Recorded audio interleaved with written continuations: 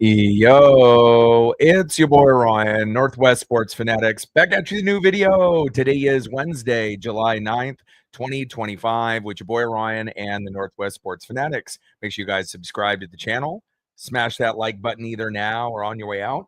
Donate to your boy if you can, Cash App $sign ORIONNWSF, or the YouTube Super Chat right here. We got the Seattle Mariners versus the New York Yankees. First pitch is going to be here in roughly 5 minutes. So let's cue up the music, take a look at the thumb, and let's get into the starting lineups. Happy Wednesday, everyone.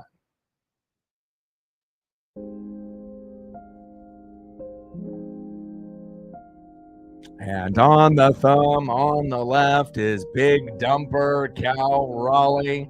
And on the right, one of the best players in MLB, Aaron Judge. Two of the top three this year besides Shohei Ohtani. Hopefully it'll be a little bit closer than yesterday. Now let's get into the starting lineups here first for the visiting Seattle Mariners.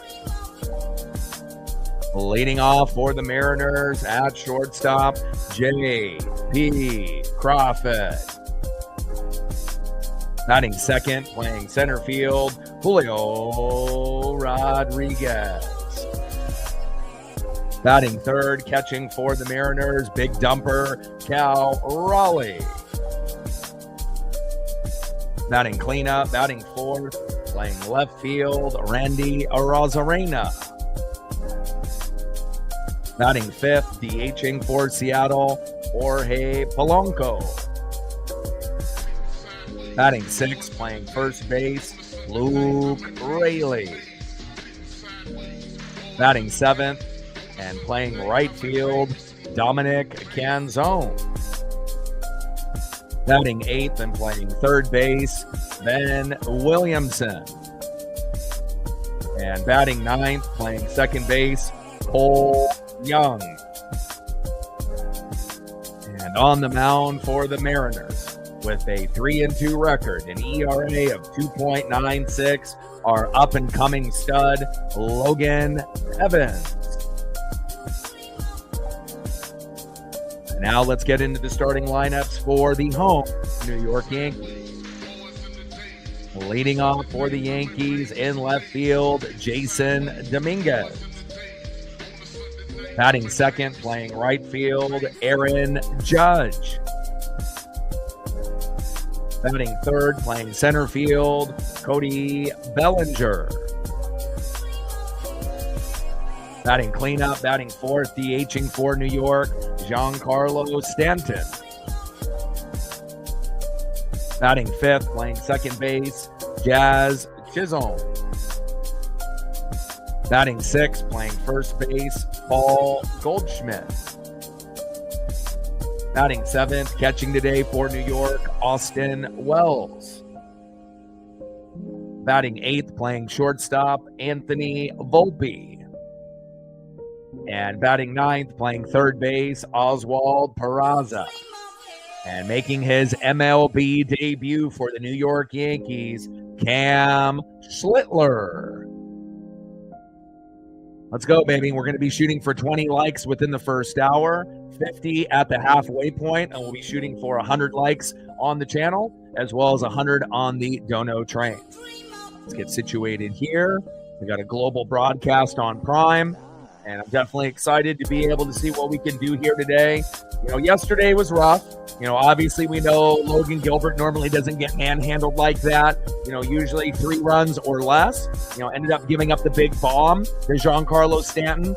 And obviously bringing Legomina in wasn't really ideally the best player at that time. Pretty much raised the white flag and gave the Yankees the victory. But I was happy to see that they at least fought all the way to the end. And for them to be able to lose 10-3 instead of 10-0 to the average baseball fan, that doesn't really mean anything.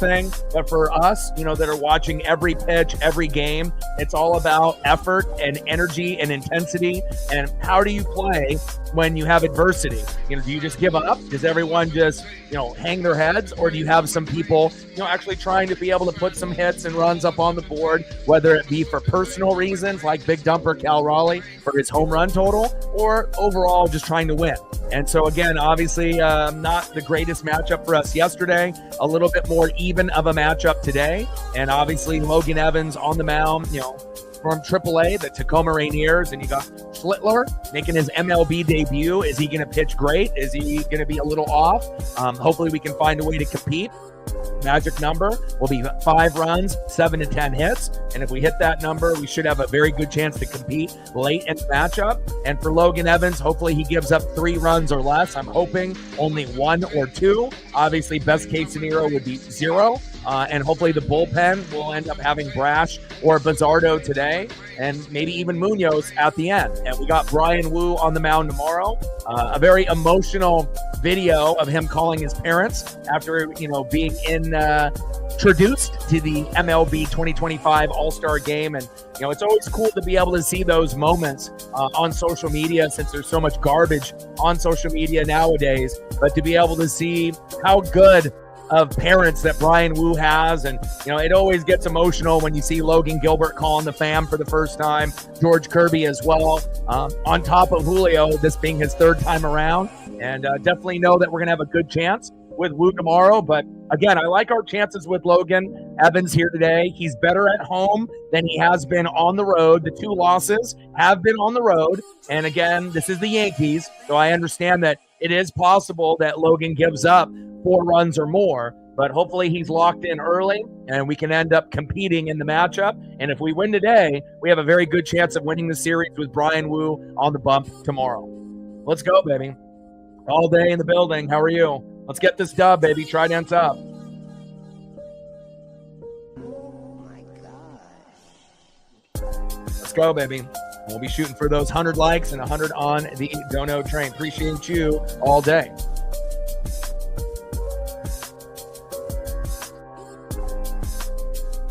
Captain in the building, what's good? Great to see the 2 of you in here early. Dave in the building, what's good?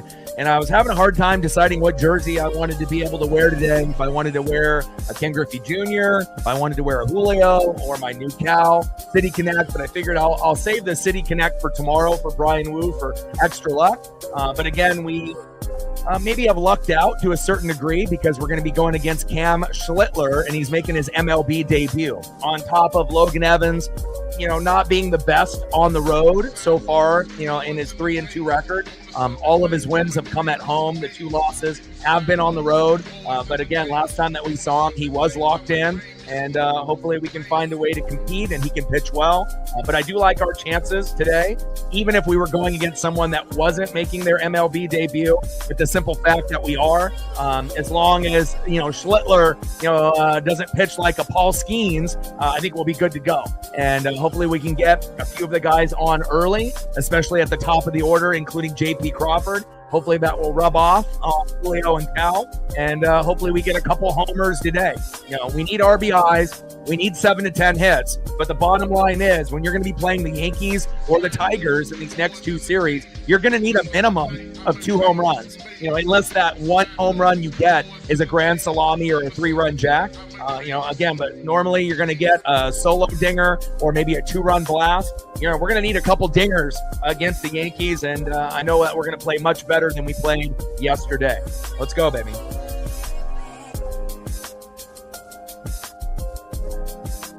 And then DJ LeMahieu designated for assignment, 4-time Gold Glove winner, 3-time All-Star, 2016 NL batting champion, 2020 AL batting champion, and 15 MLB seasons with the Cubs, Rockies, and Yankees. And I know that he was not happy of getting this assignment today.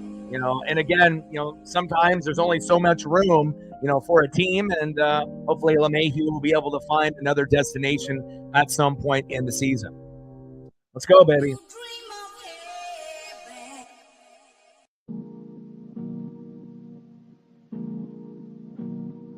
And again, Cam Schlittler making his MLB debut. Obviously, he's got the butterflies, and hopefully, that'll help out some of the Mariner players. Leading off will be JP Crawford. Let's go, Crawdaddy.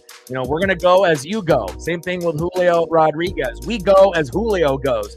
Cal, gives us a chance in every single game to compete, with his bat and with his catching, either from the left side or from the right side. But at the end of the day, really the upside with this team is with Julio. If Julio plays great, we're almost unbeatable, but if Julio doesn't do a whole lot in the box, obviously it makes it that much more challenging for others to be able to step up. But I like our chances here today. JP, Julio, Cal, Randy, Jorge, Luke, Dominic, Ben, and Cole. And then obviously on the bench, we got Demo, Miles Mastroboni, Donovan Solano, Mitch Garver late in the matchup if we need to have anybody pinch hit. In the bullpen, only one lefty, Gabe Spire, and Munoz, Brash, Bizardo, Vargas, and many, many others. And hopefully we can find the right combination here.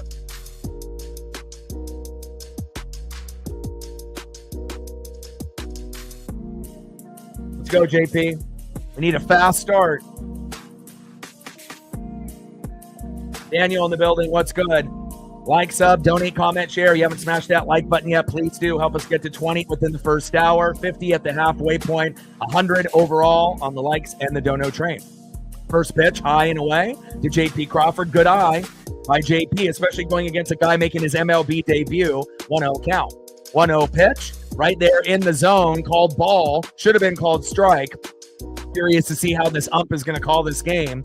2 balls and no strikes to JP Crawford. And hopefully we get a couple plunks and our guys don't get hurt and we get a couple walks from Schlittler to get us, with runners in scoring position. 2-0 pitch. Takes a strike, looking high and away with the slider, 92 miles an hour by Cam Schlittler. JP Crawford, 286 average, 6 homers, 31 ribbies, and he's definitely overdue for a home run. Last time JP homered was on Father's Day.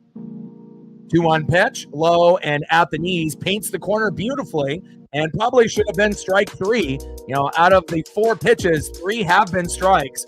I'm not really sure what this ump is looking at, but, again, if they're going to call it this way for Schlittler, then I'm very curious to see how they call the game for Evans. 3-1 pitch, fouled off. Count now is full. 3 balls and 2 strikes to JP Crawford. Mountain Man in the building, what's good? 3-2 pitch, and good eye by JP. Even though JP walked, he should have been struck out. Basically, if you're watching this matchup and that strike zone, most of those pitches, 3 out of the first 4, should have been called strike, and that would obviously make strike 3, but, we'll take it. And again, if they're going to, ump this way, we're going to have to just roll with the dice and roll with the punches. Nice job, JP. Good eye. Next up, center fielder Julio Rodriguez. First pitch to Julio, takes a strike looking right down the middle. 4-seam fastball, 98 miles an hour by Schlittler. Looks like he's got a little speed there. 0-1 count. Let's go, Julio. We'll take anything that we can get. Home runs are great, but we'll take some singles as well. And again, hopefully we can get you to go yard at some point in this series, either today or tomorrow. Let's go, J-Run. Try dance up.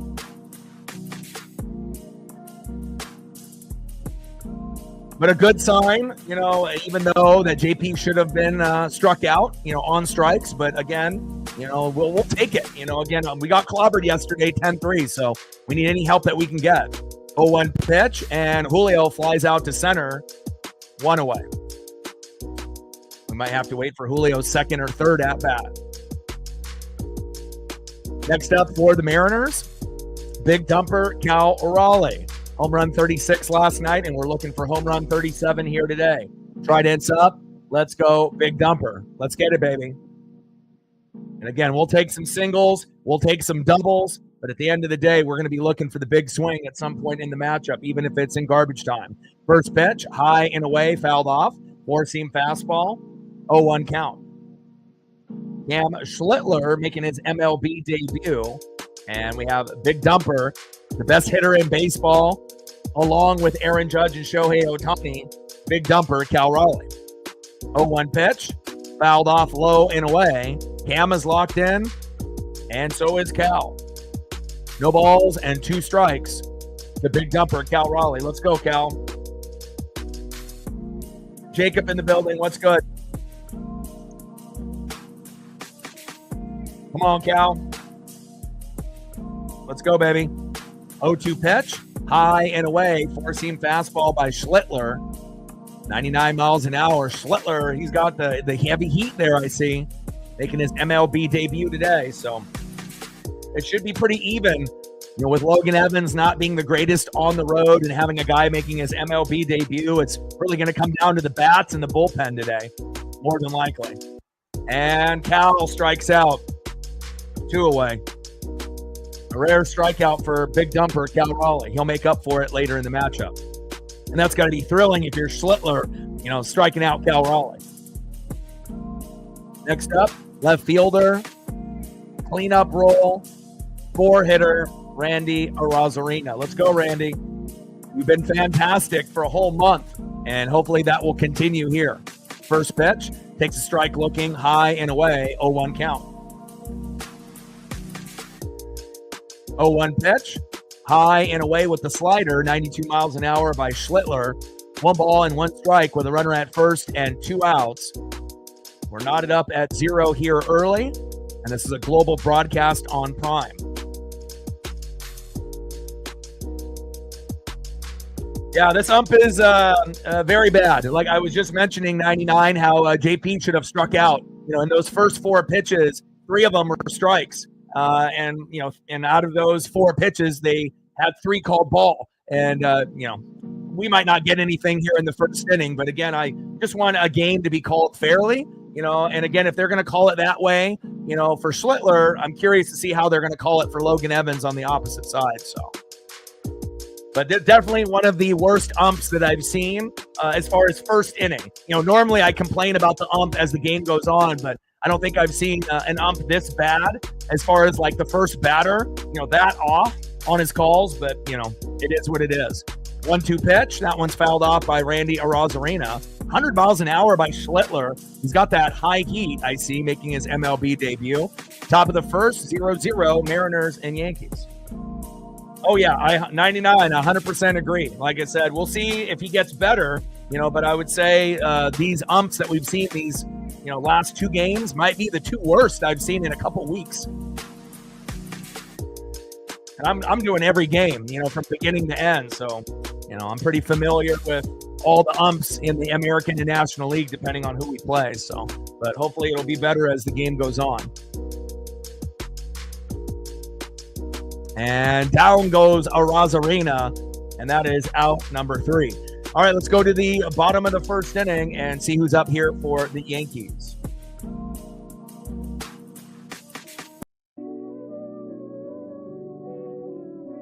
On the mound for the Mariners, 3-2 record with a sub-3 ERA, 2.96. One of our favorites, Logan Evans. Leading off for the Yankees, left fielder Jason Dominguez. Batting second, right fielder Aaron Judge. And batting third, center fielder Cody Bellinger. Like, sub, donate, comment, share. If you haven't smashed that like button yet, please do. Help us get to 20 within the first hour. We're looking to get to 50 at the halfway point, and 100 on the donos and 100 on the likes for a 100-100 combo baby. Let's go.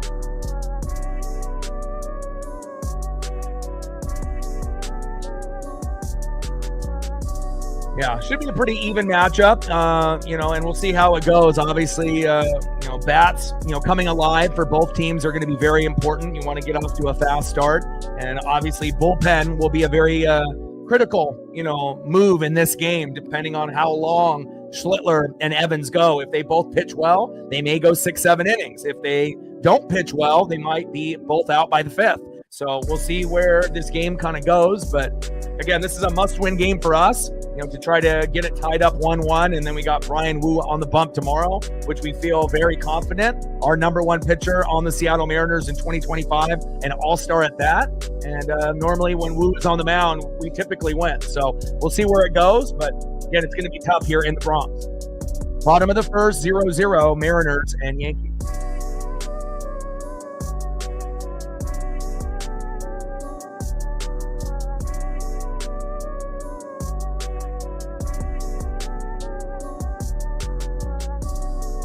First pitch to Dominguez, low and away with the sinker, 1-0 count.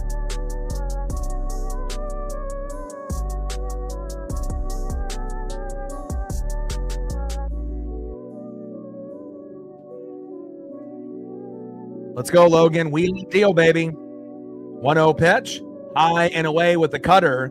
86 miles an hour by Logan Evans. 2 balls and no strikes to Jason Dominguez. 2-0 pitch. Takes a strike looking right down the middle with the cutter. 2 balls and 1 strike from Evans to Dominguez.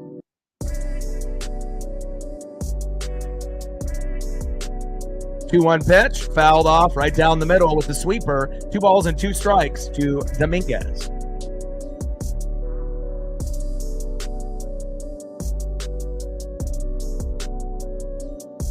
Monkey Kung Fu getting us on the board early, and I appreciate that very, very much. Let's go, M's. Ken Griffey Sr., great choice. Love me some Ken Griffey Sr. And I had the pleasure of meeting him when I was young, too, with Ken Griffey Jr. in his rookie year in '89 as Dominguez singles up the middle to center field. Nice base knock there by Jason Dominguez. Next up is Aaron Judge. And I appreciate you. Thank you so much for your support and your dedication to the channel. It means everything. Stacks on stacks, racks on racks with a little Cactus Jack. Bang, bang. We're at 25, 75 to go to hit the goal. Appreciate you. First pitch from Evans to Judge, low and away with the sweeper, 86 miles an hour, 1-0 count. Let's go, Logan. And I do get Brian Wu vibes out of Logan Evans. When we first brought up Brian, you could see the potential that, one day he could be on the same level as Gilbert, Kirby, Miller, and Castillo. And again, we've had George Kirby make an all-star game. We've had Logan Gilbert make it. We've had Mooney make it a couple times as the, closer. And now another pitcher with Brian Wu adding another notch on his belt for an MLB all-star invite, which is pretty cool. 2-0 pitch. Takes a strike looking high and inside. 2 balls and 1 strike from Evans to Judge. And we know how amazing Aaron Judge is. I mean, the guy can literally do everything. And again, if you look at his, batting average and his home runs, as well as his ribbies, obviously some of those statistics will be higher than Cal as Judge gets walked and Dominguez goes to second. But it's just a simple fact that Cal is a catcher, and normally you're not going to see catchers, hitting the same type of home runs as guys that normally are built like linebackers that typically play in the outfield like Judge and Ohtani, and obviously Ohtani pitching on top of that as well. But it definitely is making baseball more exciting, just like when we had the McGuire, Sosa, and Bonds era. Now we have the non-steroid era with Shohei Ohtani, Aaron Judge, and Cal Raleigh, and I love it. Next up is Coach Bellinger. First pitch from Evans to Bellinger. Takes a strike looking low and away. 0-1 count. Let's go, Logan. We need you to settle in, baby. And again, he can only give up 3 runs or less. We have to make sure that it's not 4 or more. Because if it ends up being 4, it's pretty tough unless our bats come alive. And we're going to need a minimum of 2 homers today. And then obviously 5 runs, 7 to 10 hits. And that may or may not be enough. Because the Yankees are one of those teams on any given day, when they're on, they can hit 5, 10, 15 runs. That's fact. 0-1 pitch in play, and Bellinger singles to right. Dominguez scores, and that is an early 1-0 lead for New York. Tough. Next up, the guy that ended the game for us yesterday in the 4-hole. He has been injury prone, but he's in the lineup here again, DHing Giancarlo Stanton. And again, with 1 swing, he can end a game. And hopefully we don't get another, big ball from him. We need to be able to get outs here. Dominguez hustling, obviously, for a big boy. First pitch from Evans to Stanton. Takes a strike looking in the zone, 0-1 count. And remember, Logan Evans, his 2 losses were on the road. Obviously, 3 wins at home. So he hasn't really been able to find his groove and rhythm, as well as getting the run support he needs on the road. But hopefully that'll change today. 0-1 pitch. Takes another strike looking, painting that corner beautifully. No balls and 2 strikes to Giancarlo Stanton. And we need to stop the bleeding here. We already are down 1-0. We know how intimidating the Bronx can be, regardless of the Yankees record being in first place, second place, third place. It doesn't matter. You throw the records out the window. And again, this is probably my favorite rivalry that's not within the division in the AL West. I love the Astro rivalry and the Rangers and the Athletics and the Angels. but there's just something about the history between these two teams, even going back to the Ken Griffey Jr. era, and we will get some Ken Griffey Sr. in a little bit. 0-2 pitch in play, and Stanton gets another hit. Logan Evans struggling here early, and that is another single. Run comes home, 2-0 New York. We need help. Next up is Jazz Chisholm Jr.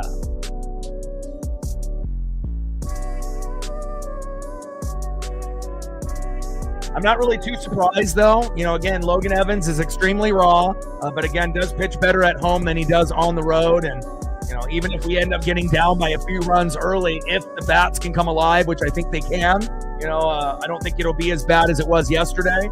I feel very confident with Wu on the mound tomorrow, but, you know, we're talking about here today. We need to get it done.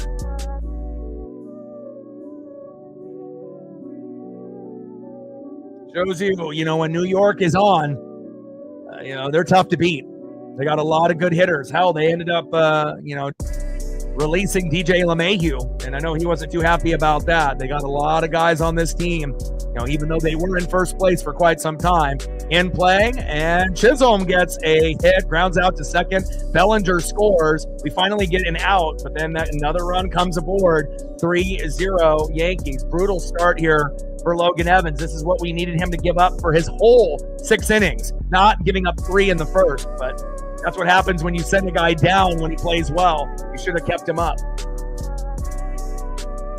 Next up, in the 6th hole, first baseman Paul Goldschmidt. And we need a double play. We need to get out of this inning. We don't want to be down 4-0, 5-0 early. I mean, we're already down 3, which is already tough. First pitch from Evans to Goldschmidt. Big swing and a miss. Behind in the count 0-1 from Evans to Goldie.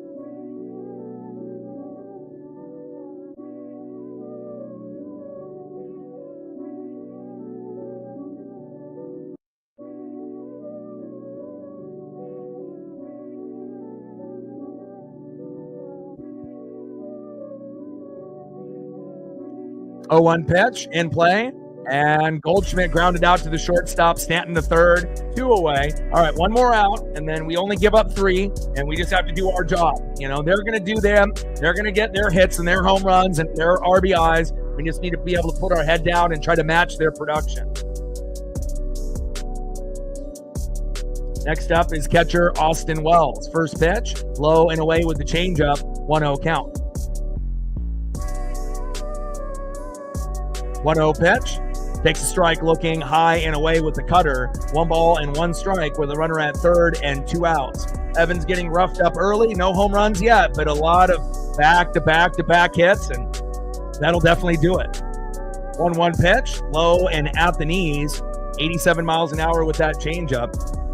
2 balls and 1 strike to Austin Wells. And I definitely believe if we were playing at home, we wouldn't be down 3-0 with Evans on the mound. You know, it's just he needs to learn how to be able to pitch on the road in, you know, kind of in hostility and in not the best environment. And Wells in play, and luckily we get him to fly out to right to Dominic Canzone, and that is out number 3. Not the greatest inning for us by far. End of the first inning, 3-0 Yankees. Let's do a quick recap. So everyone just hopped in, they can kind of get an idea of what happened there. Bellinger singled to right, Dominguez scored, 1-0 Yankees. Then Stanton singled to right, Judge scored, 2-0 Yankees. Then Chisholm Jr. grounded out to second, Bellinger scored, 3-0 Yankees. And they haven't even hit a home run yet. So it kind of looks like it's going to be one of those days. But again, I think the bats will be better today than they were yesterday. And hopefully we can end up getting close to that 3 number within the first 5 innings. Let's see what we can find here of Ken Griffey Sr.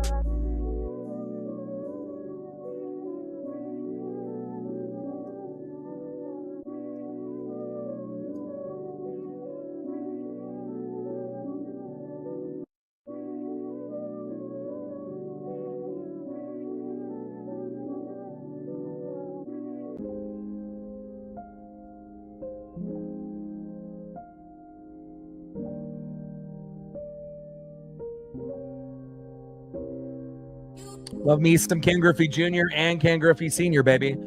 I even got a photo of me and Ken Griffey Sr. Here in the studio. And one with Ken Griffey Jr. as well.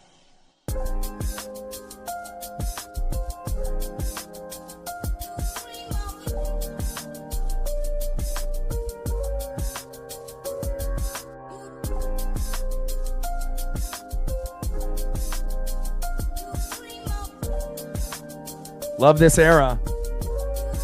Back around that 89, 90 era, baby.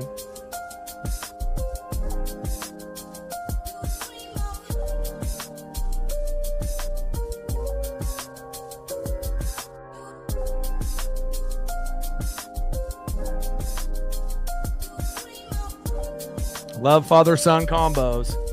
Dale Earnhardt Jr., Ken Griffey Sr., Ken Griffey Jr., Bill Elliott, Chase Elliott. Let's go. Appreciate you, Monkey Kung Fu, and hopefully that dono will help us get something going here. Next up is Jorge Polanco. First pitch from Schlittler to Polo. High and away, 1-0 count. And obviously, if we're going against someone that's making their MLB debut, we don't want to do any favors for this pitcher. So hopefully they can be a little bit more patient in the box so we can force, a couple walks or, a couple guys getting plunked to kind of even up the matchup. Because obviously if he's lights out, we have no chance, here today. So we need to make sure that, we're not helping him out by overly being too aggressive in certain swings. Got to make sure we understand, what the role is on each inning. 1-0 pitch. Big swing and a miss, low and away. 1 ball and 1 strike to Jorge Polanco. Cam Schlittler making his MLB debut on the mound, and Jorge Polanco in the box.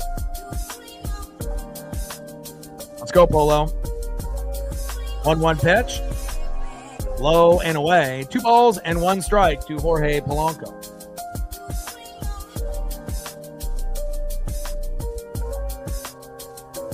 2-1 pitch. Takes a strike looking there on the line. 2 balls and 2 strikes from Schlittler to Polo. Come on, Polo.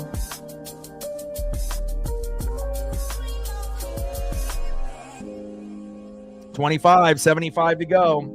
And we hit 20. Appreciate you and all day very much. 2-2 pitch.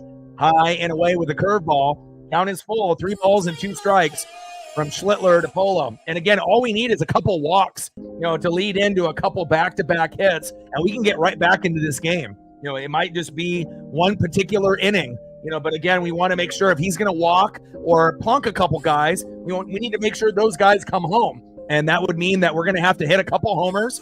And if not, we're going to have to find a rally where we get 3 or 4 consecutive hits in a row like the Yankees had, so we can match that production. And Polo gets walked. We like that.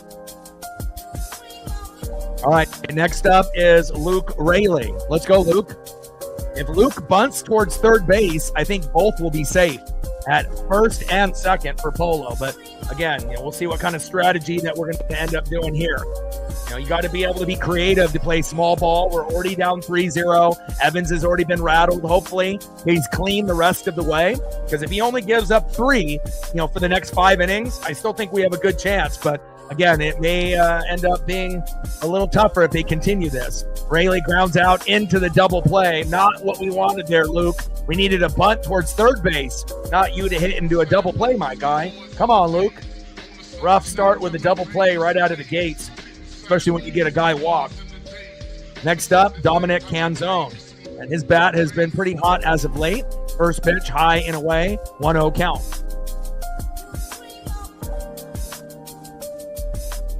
And we might need that unexpected homer from a guy like Dominic Canzone to get us on the board. Not really sure, who that individual is going to be. If it's just going to be like, one of the usual suspects like Cal or Julio or Randy, or, maybe one of the other guys that, we're kind of waiting to do something special. But either way, we need to get on the board at least one sooner than later, so that way that we can build some confidence here. 1-1 pitch, fouled off. Low and away, slider, 91 miles an hour by Schlittler, making his MLB debut here for the New York Yankees. With that being said, we have a guy that was in AAA this year that we called up. He's very good at home, a little rough around the edges on the road, but this is his rookie year, and I know he will get better as time goes on with more experience, as long as they don't keep sending him down. 1-2 pitch, high and away, misses the strike zone there by about 2 feet. 2 balls and 2 strikes with nobody on and 2 outs, 3-0 Yankee lead.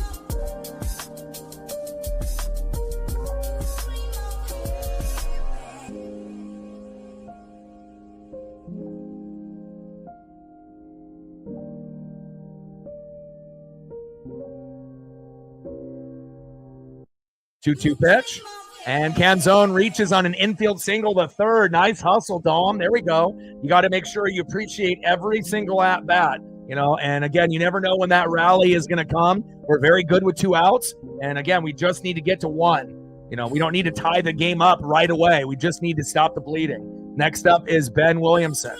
First pitch, takes a strike looking from Schlittler. 0-1 count. Williamson in the box, and Cam Schlittler on the mound.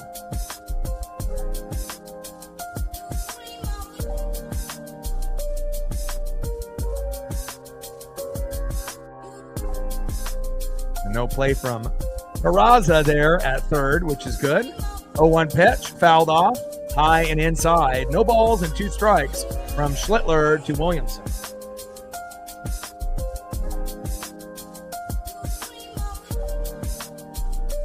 Top of the second inning, 3-0 Yankees. No homers just yet, but a pretty good chance that we may see Judge and Raleigh go yard again today, as they both went yard yesterday. We need to stop this bleeding. We're bleeding out already early. And the Yankees won 2 out of 3 in Seattle early in the year. And we dropped yesterday's game 10-3, which we could have easily lost 10-0. But luckily they, had a few individuals, including Big Dumper Cal Raleigh, still fighting all the way to the end. And hopefully we can get our bats to come alive at some point, either against Schlittler or the bullpen. But, you would assume that we should be able to rough him up. I mean, he's making his MLB debut. 0-2 pitch, low and away. 1 ball and 2 strikes to Ben Williamson. Let's go, Ben.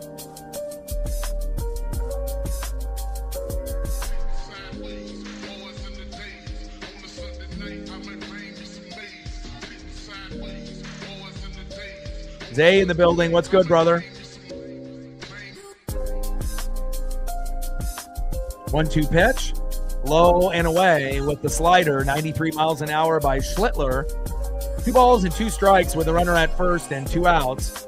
3-0 Yankee lead early on. No homers just yet, just a lot of hits on Logan Evans in that first inning. Hopefully he'll settle down and settle in moving forward. And Williamson strikes out swinging for out number 3. Warby Parker has the let's go to the bottom of the second inning and see who's up next. Your literary pursuits. Find the frames of your summer, starting at $95 with prescription lenses, in stores and at warbyparker.com.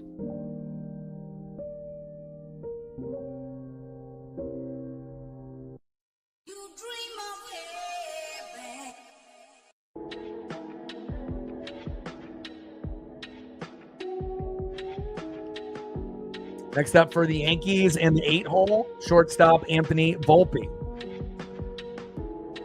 Batting second this inning, 9-hole hitter, third baseman Oswald Peraza. And back already at the top of the order since they had so many hits in that first inning. Left fielder 1 for 1 with a run, Jason Dominguez. Trident's up. Let's go M's. We need to play great defense, and hopefully we can settle in and not give up any more runs for the next few innings. I appreciate that, man. Yeah, I mean, I think right now it's pretty fair to say it's been tough for the Guardians, the Twins, and the Royals. Those 3 teams usually have success, and not only that, they usually have a winning record, not below 500, and this is the first time that we've seen the Royals, the Guardians, and the Twins all below 500 in like the last 5 years. It's crazy. And the Tigers are really, really good this year, but it's kind of shocking that there's not at least one other team with an above 500 record. But, we'll find out who that will be at some point. But hopefully that you guys will, slowly but surely get better after the All-Star break. And anytime that you can do us a favor on beating the Astros, we thank you with open arms. Again, no matter what we do, it seems like, the Astros, just keep finding ways to win on any given, way possible. Pitching, hitting, bullpen, Again, and we know what it's like to be hot. We were that team, at the beginning of the year. We won 9 series in a row. We were on cloud 9. But then we went from, getting 6 runs a game for about a month and a half to getting 1 to 3. And then we were really shitty for about a month. So I feel your pain. And right now we're down 3-0, but I still have faith. First pitch from Evans to Volpe. Takes a strike looking with a cutter. 0-1 count. Let's go, Logan. I still love you, my guy. Just got to be able to figure out how to pitch on the road. And hopefully the bats will help him out. So that way he's just not looking at a 0 for the Mariners this whole game.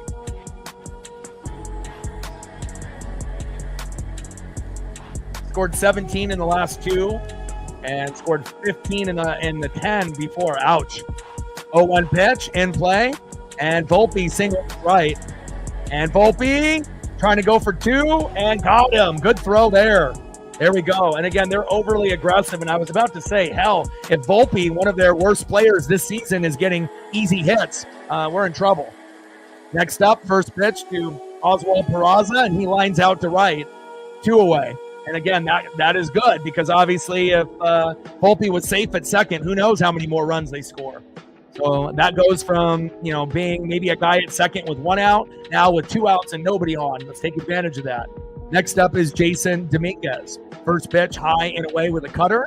88 miles an hour by Logan Evans. 1-0 count. Let's go, Logan. 10-game losing streak. Ouch, dude. I wouldn't wish that on anybody. I mean, again, and not every fan is going to be a Dodger fan or a team that always wins, even though they've lost 5 in a row for the first time since 2019, which is kind of crazy. Even the Dodgers are slumping right now as well, but we'll see where it goes. 2-0 pitch in play, and that is a double. We need to be able to slow this down.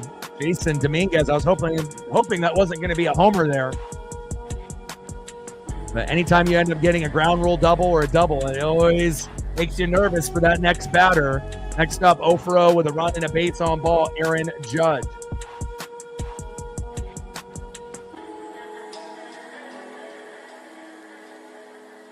And they're going to automatically walk Judge, giving him the Cal Raleigh treatment. Okay. I would rather just pitch to him, but, I understand. Things have not been too good so far for Logan Evans. All right, so now we got runners at first and second since they intentionally walked Judge. I mean, I want to be able to see Judge, Ohtani, and Raleigh hit, but I understand what they're doing here. Next up is Cody Bellinger, and unfortunately you walk Judge, but that doesn't mean Bellinger can't go yard. They have plenty of guys that are going to go off. 1-for-1 with a run and an RBI already for Bellinger. First pitch, high and away, takes a strike looking with a sweeper. 0-1 count. 0-1 pitch, low and at the knees with a curveball, 80 miles an hour by Logan Evans. 1 ball and 1 strike from Evans to Bellinger.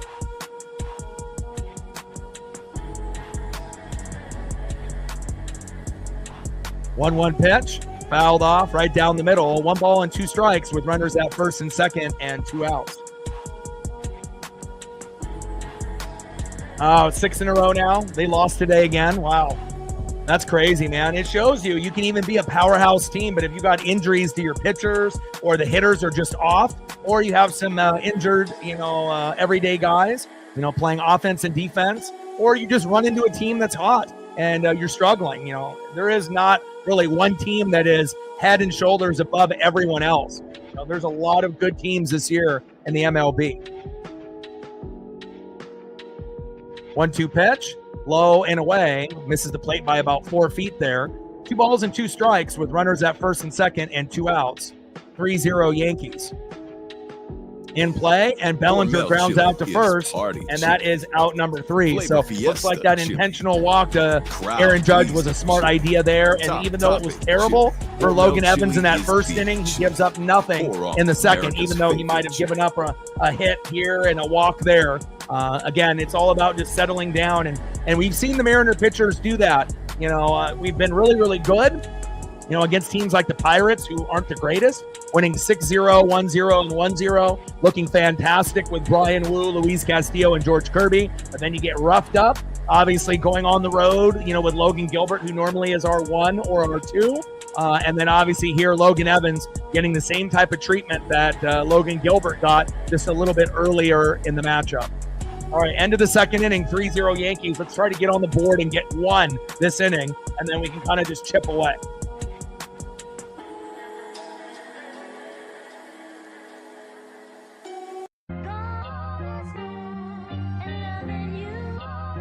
Next up for the Mariners in the 9-hole, second baseman Cole Young. Let's go, Cole. Batting second, 0-for-0 with a base on ball, J.P. Crawford. And batting third, 0-for-1, Julio Rodriguez. And again, if we're going to end up, competing with the Yankees, we need Julio, Cal, and Randy to step up, and we need guys to be able to get singles every single time. JP, Williamson, Cole Young. We need to make sure that when you have those singles hitters, that they're taking advantage. And then also, we're going to need guys, like Polo and Luke Raley and Dominic Canzone. One of those 3 needs to go yard, to be able to kind of even up the score a little bit. And if we can get some singles from Young, Williamson, and JP, we'll be in business. Obviously, the guys that can get singles, doubles, or home runs, Julio, Cal, and Randy. And then we're going to need someone out of that other 3, Polo, Luke Raley, Dominic Canzone. One of those 3 guys has got to go yard today. And if that happens, I think we'll have a pretty good chance on, catching up here today. Top of the third inning, 3-0 Yankees. First pitch to Cole Young from Schlittler. High and away, missing the plate by about 5 feet with that four-seam fastball, 1-0 count. And Schlittler making his MLB debut and not even giving up anything yet.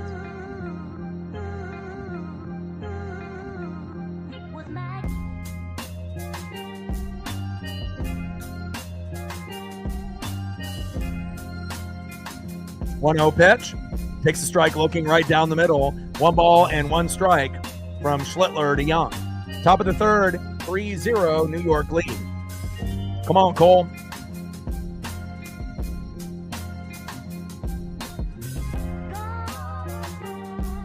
.233 average, no homers, and 7 ribbies for Cole Young. 1-1 pitch.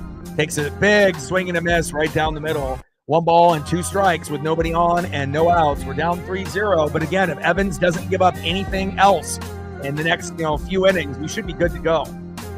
We might have to wait for Schlittler to go out. And down goes Cole Young on strikes, 1 away.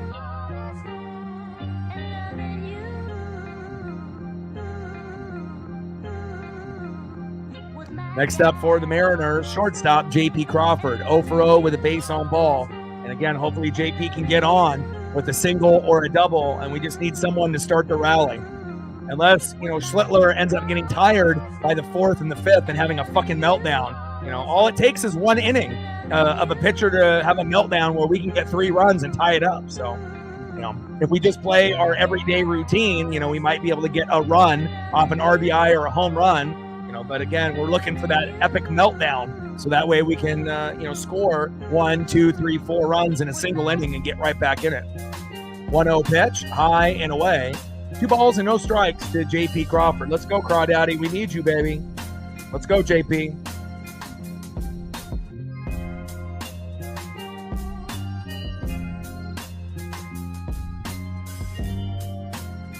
.2-0 pitch, and there it is. Back. See ya. All day, and Captain might have lost faith, but not me.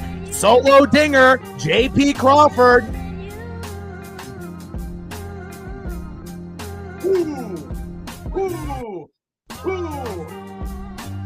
And I mentioned at the beginning of the broadcast, right? He hasn't homered since Father's Day. He was due, and there it is. J.P. Crawford giving us a home run, even as a singles hitter. We're right back in it. And again, I've been watching this team for 40 years. I know how bad things can be. Hell, our team didn't make the playoffs for 20 years in a row. How many people could really handle that being a hardcore fan? Not many. So, when I say have faith, you have to trust me. Here we go. And we're right back in it, just like that. First pitch to Julio Rodriguez, takes a strike looking with the sweeper. 0-1 count. And obviously it looks bad, when you get down early, but this is not the same team that had a team batting average of 180 to 220. This isn't the same team that's the number one strikeout team in MLB, which we were for a few years. We're much better, in the hitting column. Pitching is always going to be a little hit or miss. Bullpen has been pretty good, except for a couple guys, and hopefully we can find a way to get another in the next 2 innings. And Julio goes down on strike. So obviously Julio gives us the ceiling, And again, this is the guy that we don't really need him to win, but if he does well, we're hard to beat. But unfortunately, Julio doesn't have that same type of consistency as guys like Big Dumper and others. We're going to win games because of Cal, but our ceiling will always be Julio. If Julio plays fantastic, we're almost impossible to beat. But again, if he doesn't do anything in the box, only defensively, then it's going to be more pressure on Randy, JP, Dom, Luke Raley, Polo to kind of pick up the slack. First pitch from Schlittler to Big Dumper, fouls it off right down the middle, 0-1 count. Let's go, baby. You have to have faith. Yeah, and you'll know, when if I say it's over, it's over. Like yesterday, again, I'm still going to be a real fan. I'm not going to sugarcoat things when things are bad as we get out of the third inning there on out number 3.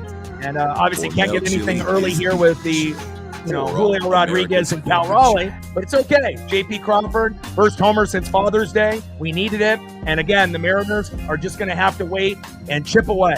3-1, 3-2, 3-3, and then maybe have that meltdown either by Schlittler or the bullpen. And then at that point, if we have a meltdown by the bullpen or Schlittler, that could be the inning where we score, 2 runs or more. But again, just chipping away, and it looks a hell of a lot better on the scoreboard. And I know you guys feel a hell of a lot better now, even though it's not great, but it's, we're still in the game. 3-1 Yankees. Nice job by JP Crawford. Bay.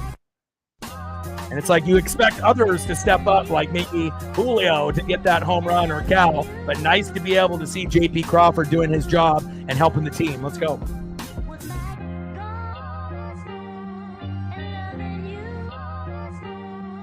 Have faith, baby. Next up, 1-for-1 with an RBI, DHing Giancarlo Stanton. And, when he hit that homer yesterday, obviously it definitely felt like it was over. And today will be a little different. Batting second, 0-for-1 with an RBI, Jazz Chisholm Jr., the second baseman. And batting third in the 6 hole, 0-for-1, first baseman Paul Goldschmidt. Let's go, baby. 4 more likes to 30. Let's go. Trident's up. Let's go. Let's go.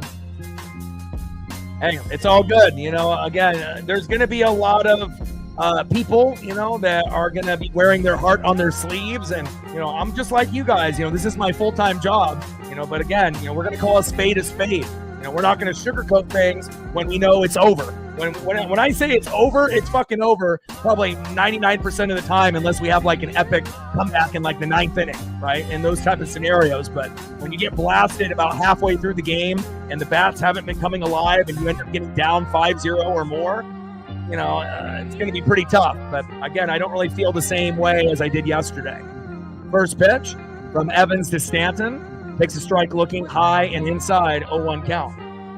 Like, sub, donate, comment, share. If you haven't smashed that like button yet, please do. Help us get to 50 likes at the halfway point, which we are approaching. And we're trying to get to 100 likes and 100 on the Dono train. We're at 25, 75 to go. 0-2 pitch, low and away. 1 ball and 2 strikes from Evans to Stanton. Pretty cool social media piece with Brian Wu calling his mom and dad as Stanton strikes out looking. There we go. Evans starting to heat up. I like what I'm seeing there out of Logan. Keep it going, baby. Keep wheeling and dealing. Believe in yourself. You have a hard time winning on the road so far in your early career. And again, if we can just get the bats to come alive, we'll be just fine. Next up is Jazz Chisholm Jr., 0-for-1 with an RBI.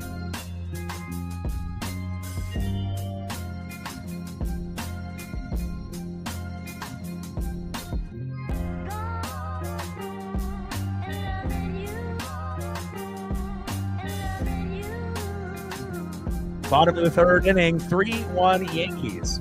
First pitch from Evans to Jazz Chisholm Jr. Takes a strike looking, painting the beautifully by Logan Evans. 0-1 count. 0-1 pitch. Takes a big swing and a miss. Behind in the count, 0-2 to Jazz Chisholm Jr.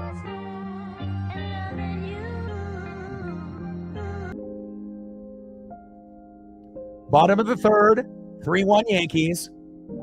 Nobody on and one out. And we just need Logan to lock in. Just like got to pretend that we're at home there at T-Mobile.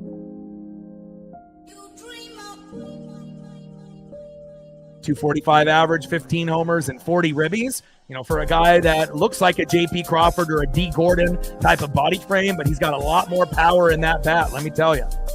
0-2 pitch, high and away with the sinker, 92 miles an hour by Logan Evans. 1 ball and 2 strikes with nobody on and 1 out, 3-1 New York lead. But we got on the board with a solo dinger by JP, and I like what I'm seeing early on. Let's go.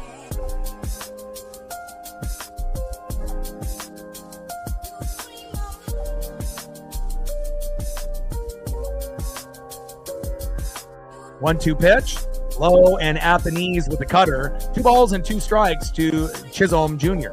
2-2 pitch, high and away. Changeup missing the plate by about 2 feet. Count now is full. 3 balls and 2 strikes with nobody on and 1 out. Bottom of the third, 3-1 Yankees. Let's go.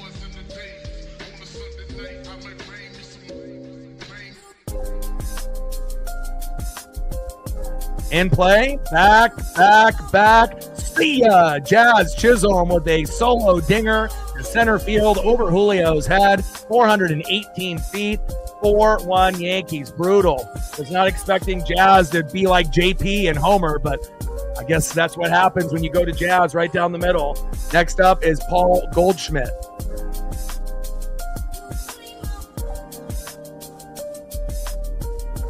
Oh, brutal.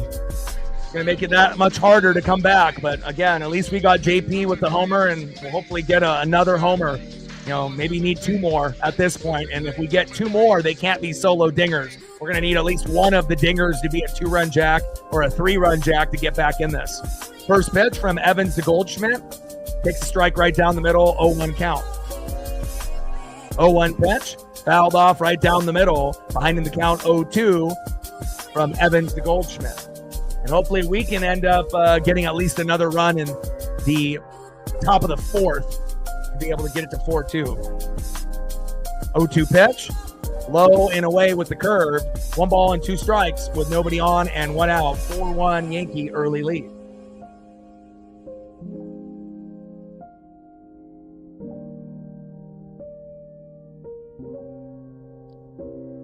Kind of a crazy at-bat there for Jazz, because when he hit it, I'm not sure if it really looked like it was going to go for a homer. You know, but again, he got it right on the sweet spot. Great follow-through swing, and they definitely carried there in the Bronx.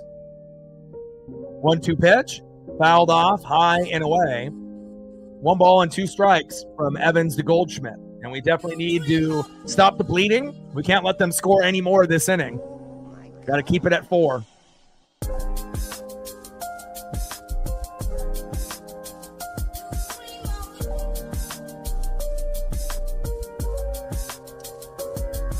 Bottom of the third, 4-1 New York.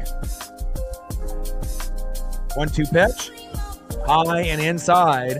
2 balls and 2 strikes from Evans to Goldschmidt. Come on, baby. Let's go, Logan. Settle in. 2-2 pitch, fouled off right down the middle. 2 balls and 2 strikes to Paul Goldschmidt.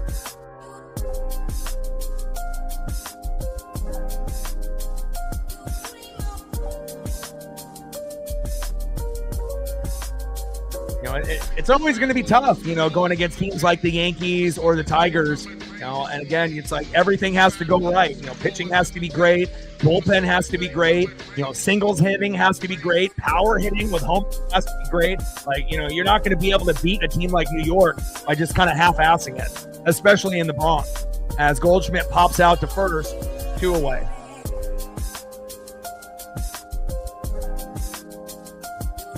Next up for the Yankees, 7-hole hitter catcher Austin Wells. And they have home run power, you know, pretty much all the way 1 through 7. And then even Volpe and Peraza, you know, once in a while will surprise you. even though Volpe has been struggling tremendously this season in 2025.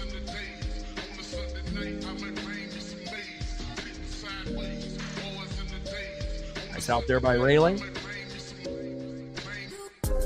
First pitch in play from Wells, and he flies out to center, and then we finally get out of the inning. It could have been much worse, not ideal, but Jazz Chisholm Jr. with a solo dinger to make it 4-1. Let's see who's up next here in the top of the fourth for the Mariners. Let's see if we can get another home run, and we can cut the lead from 4-1 to 4-2. Next up for the Mariners, 0-for-1 with a K, Randy Arozarena. Batting second, 0-for-0 with a base on ball, Jorge Polanco. And batting third, 0-for-1, Luke Rayleigh. And we're going to need one of those three guys more than likely to, hopefully get a big base hit or a home run. End of the third inning, 4-1 New York. See if I can find anything else Ken Griffey Sr. here for our dono that we got.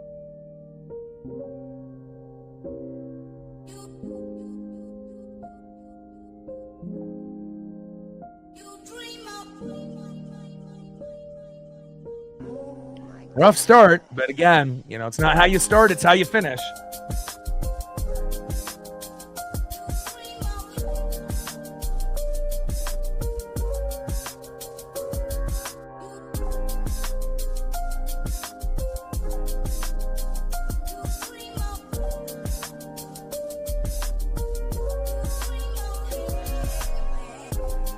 We need to channel in our inner Griffey, baby.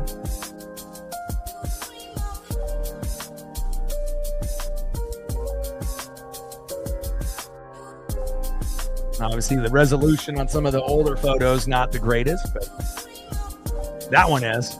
Some of them are going to be more HD 4K than others, but definitely miss that old school era. All right, let's go to the top of the fourth. We're down by 3. We just got to chip away, baby. That is the key. Just chip away.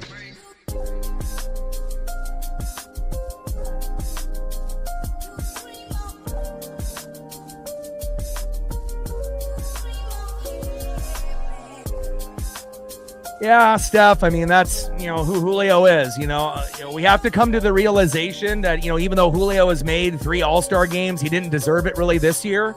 As Randy Arozarena flies out on the first pitch, 1 away. Come on, Randy. Work the count a little bit. You're going against a guy making his MLB debut. That was way too quick for that at-bat for just 1 pitch. Next up is Jorge Polanco, 0-for-0 with a base on ball. But I think we need to come to the realization that, maybe Julio is going to be a guy that will only hit 20 to 29 home runs for his whole career, that he never will get to that 30, 40, 50 home run, number that we expected, for him to be Ken Griffey Jr. 2.0. But luckily we have Cal to be the Ken Griffey Jr. for our team. So, it's not like we don't have anybody. We just need to get the best version of Julio. But if he doesn't change his ways, then he's just going to be the same guy pretty much every year. There's going to be some years where he has more stolen bags. There's going to be some years where he robs more home runs. There's going to be some years where he has a couple more homers. But, he may just be that type of guy where he's just going to be more of a defensive juggernaut and not the best hitter.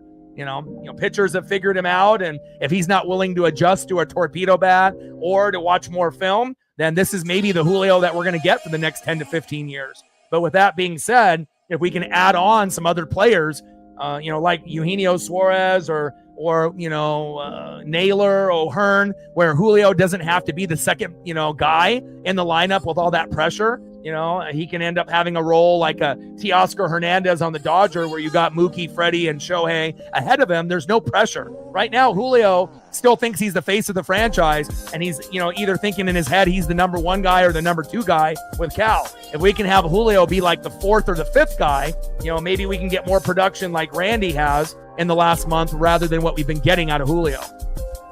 First pitch from Schlittler to Jorge Polanco, low and at the knees, 1-0 count. 1-0 pitch, low and at the knees with the curveball again, 83 miles an hour. 2 balls and no strikes from Schlittler to Polo.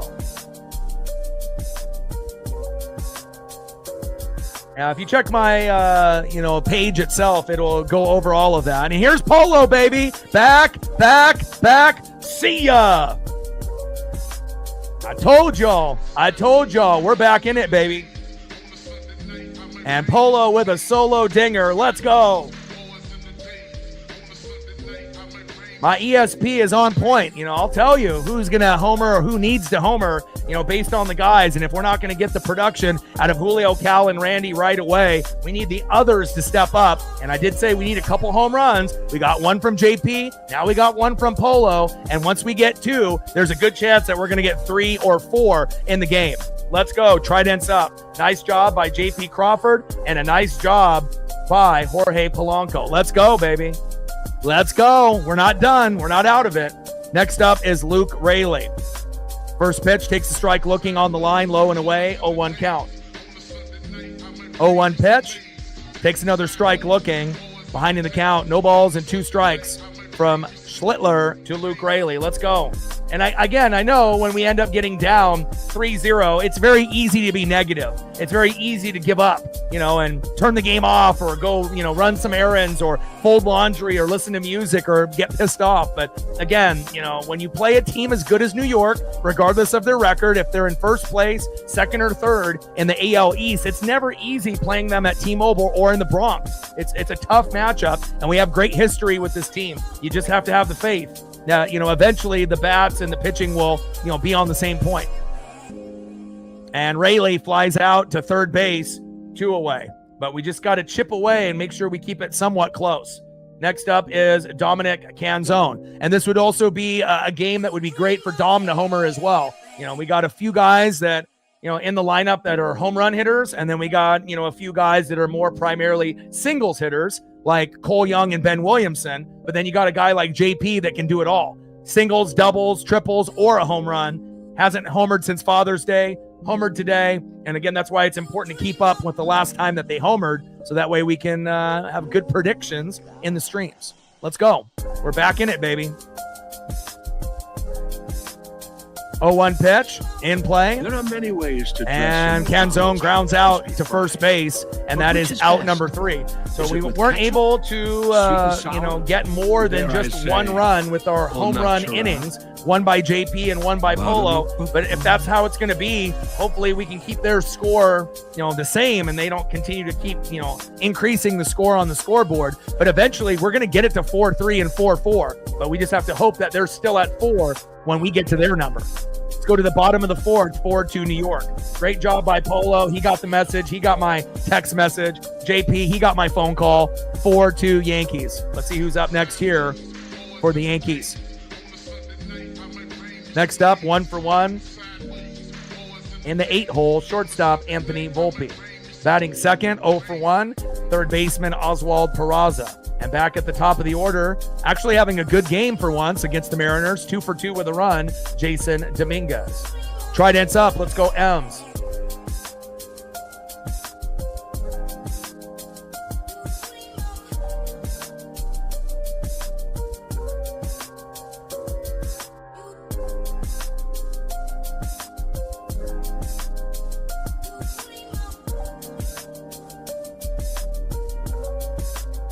We need to channel in our inner King Griffey Jr. and Jay Buhner. Bones. Let's go.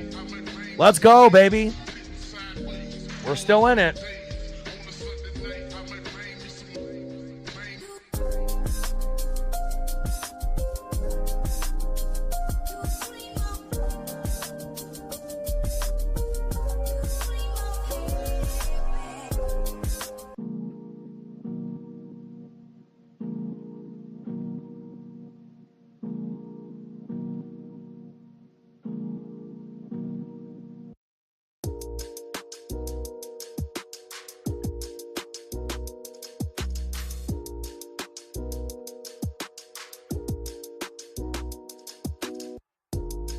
First pitch from Evans to Volpe, low and away, 1-0 count.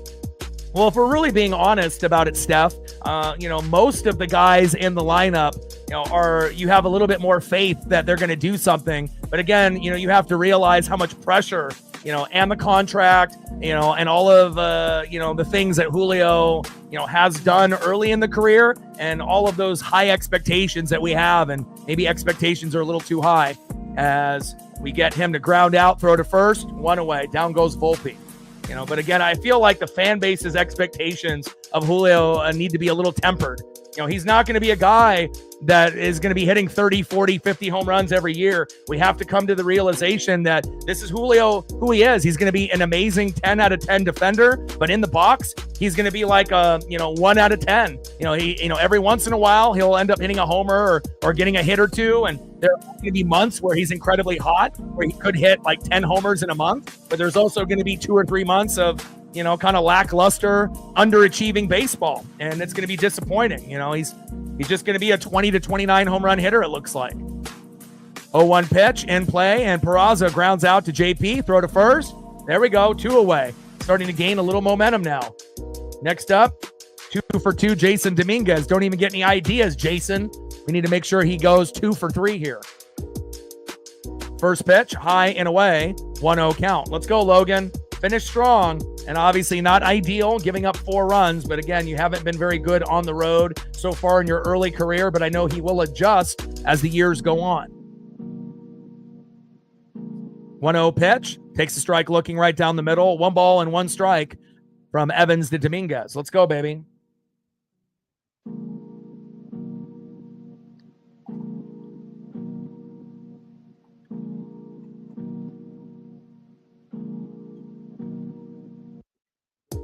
I mean, I'm always going to be rooting for Julio, and Dominguez flies out to right, and we have a very good inning out of Logan Evans where he doesn't give up that big home run or big sequence of hit, and that ends up to being an RBI. Now we try to be able to get the score to 4-3.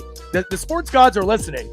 Some people want to be able to catch up right away, and that's being too greedy. We got to be able to take it at their pace, and hopefully we can get the score to be 4-3 by the 5th or the 6th inning.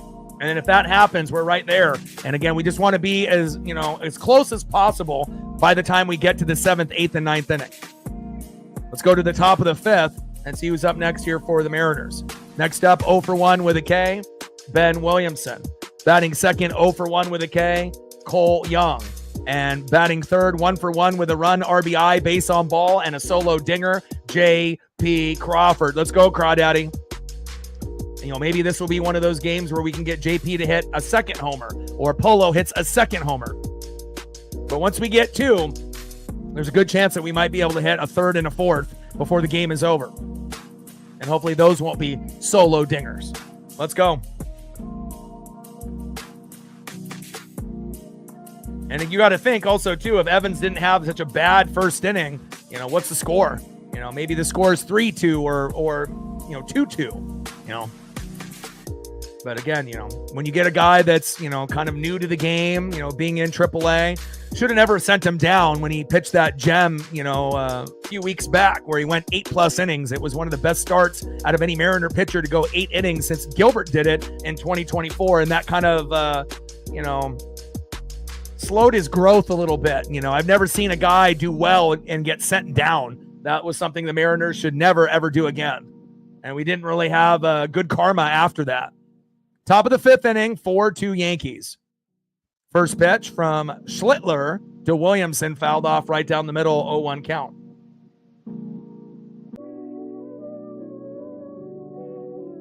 Cam Schlittler making his MLB debut today. And we got Ben Williamson 0 for 1 with a K in the box. First pitch fouled off, 0-1 count. Let's go, Ben. We're going to need you and Cole Young to get some singles so that way we can set up guys like JP, Julio, and Cal at some point in this game. Let's go. 30 likes. There we go. We're at 30. Let's try to get to 40. And then 50. 0-1 pitch. Fouled off, high and away. No balls and 2 strikes to Ben Williamson. 0-2 pitch. Fouled off, high and away. 4-seam fastball, 97 miles an hour by Schlittler. And he can even hit triple digits. He's done it a couple times already today. And even though we've hit a couple dingers off of him, hopefully we can get at least one more run before he exits.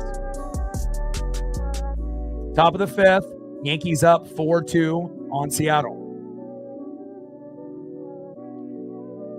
And I'm hoping that we can get some bunts laid down as well. But again, we know Dan Wilson is, for whatever reason, not about that life. Williamson lines out to left. 1 away. Next up is Cole Young. Like, sub, donate, comment, share. If you haven't smashed that like button yet, please do. Help us get to 50 likes. We're already at the halfway point now. We're trying to get to 100 likes and 100 on the Dono train. And right now we're at 25, 75 to go on the Dono train, and we're at 30, 70 to go on the likes. A little bit behind schedule, but I know we can make up that ground. First pitch, high and away by Schlittler, 1-0 count.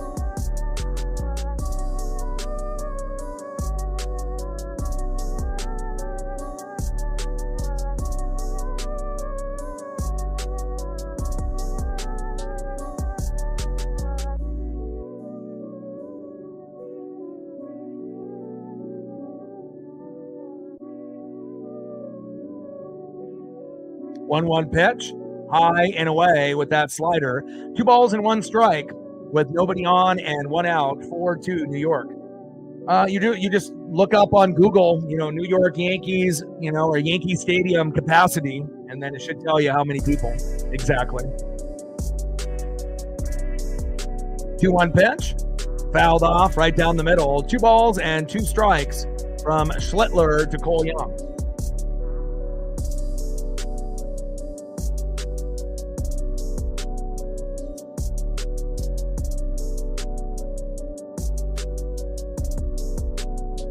We've gained 2 subs here. And Young strikes out. 2 away. Shout out to the 2 new subs that we've acquired so far in the stream. Appreciate you. From people all over the globe. Next up, 1 for 1 with a run, RBI, and a base on ball. Solo dinger, J.P. Crawford. I knew he was due. And again, he last homered on Father's Day, so he was overdue, and I'm glad that he got that homer. It would have been nice if we had another guy on, but again, we'll take the 2 home runs so far. First pitch, takes a strike looking right down the middle from Schlittler, 0-1 count. Come on, JP. JP in the box, and Cam Schlittler on the mound. 0-1 pitch, big swing and a miss.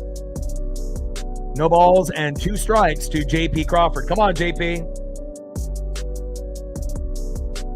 See if we can find a rally with 2 outs here. Top of the 5th, 4-2 New York.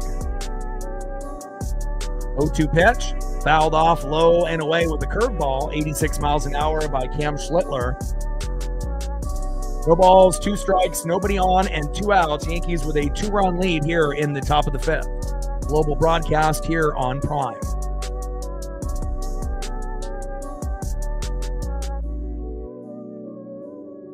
And popped up and flied out to left, and that is out number 3. Let's go to the bottom of the 5th inning. Yankees still up by 2. Celebrate happy with us, only for a limited time. Visit Disneyland.com/70 ticket offer for details.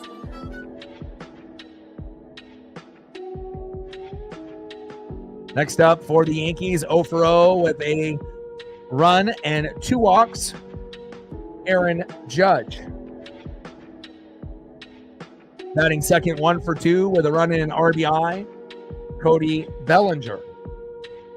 And batting third, 1 for 2 with an RBI and a K, Giancarlo Stanton. Let's go, Logan.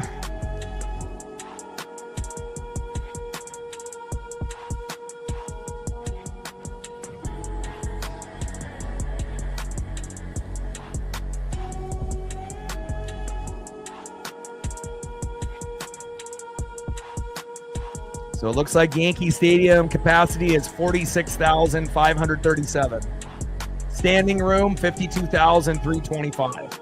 So a pretty big stadium there in New York.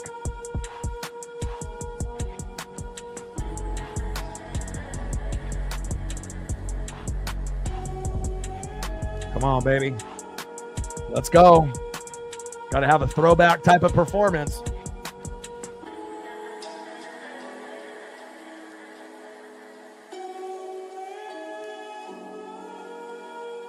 Trident's up. Let's go, M's. Let's take a look at the stats for the pitchers here up to this point.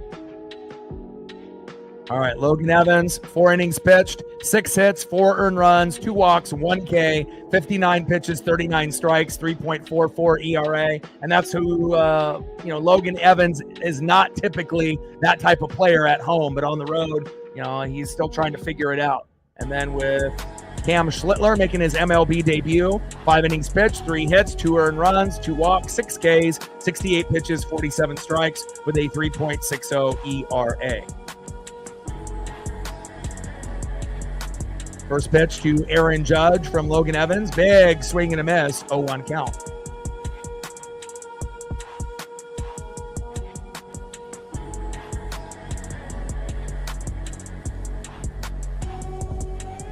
Oh, 0-1 pitch, low and away. Sweeper, 84 miles an hour by Logan Evans. 1 ball and 1 strike to Aaron Judge. Let's go, Ems. Got to keep grinding it out. And then we just got to hope that they have a meltdown in the bullpen and we can catch up. 1-1 pitch, fouled off right down the middle. 1 ball and 2 strikes to Aaron Judge. Let's go, Ems.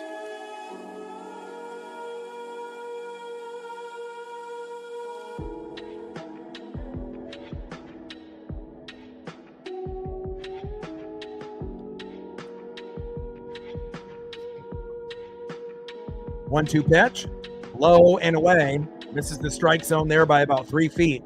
2 balls and 2 strikes with nobody on and no outs to Aaron Judge. 2-2 pitch, fouled off high and inside. Tries to jam the hitter and does. 2 balls, 2 strikes, nobody on and no outs. Evans on the mound, Judge in the box. 2-2 pitch, fouled off high and away. Cutter, 88 miles an hour by Logan Evans. Bottom of the 5th, Yankees up 4-2 on Seattle.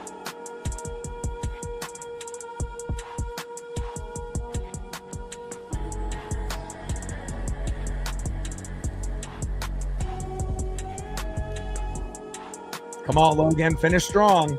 And hopefully he doesn't give up any more. And again, we have to be able to score 5 runs, 7 to 10 hits. And unfortunate that Yankees have put up 4 on Logan Gilbert and 4 on Logan Evans so far, but we might be able to get out of it. 2-2, and Judge flies out to left. Randy Arozarena is there, 1 away. There we go. Down goes Judge. Next up, 1 for 2 with a run and an RBI, Cody Bellinger. Let's go, Logan.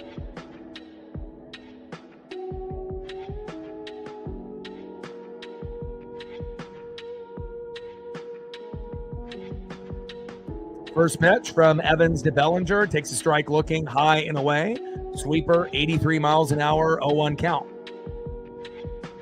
Come on, Logan. Finish strong these last couple innings. Great catch by Randy Arozarena. That definitely could have been a double by Aaron Judge. Great to see Randy actually hustle in the left field. I mean, he's good enough to make plays. I mean, he proved it right there. 0-2 pitch, high and away. 1 ball and 2 strikes to Cody Bellinger. 6 more likes to 40. Let's get there. Like, sub, donate, comment, share. If you haven't smashed that like button yet, please do. Help us with the algorithm. It'll help us get more subs, more views, more donos, more likes, and more people to join the NWSF. 1-2 pitch, low and at the knees. 2 balls and 2 strikes from Evans to Bellinger.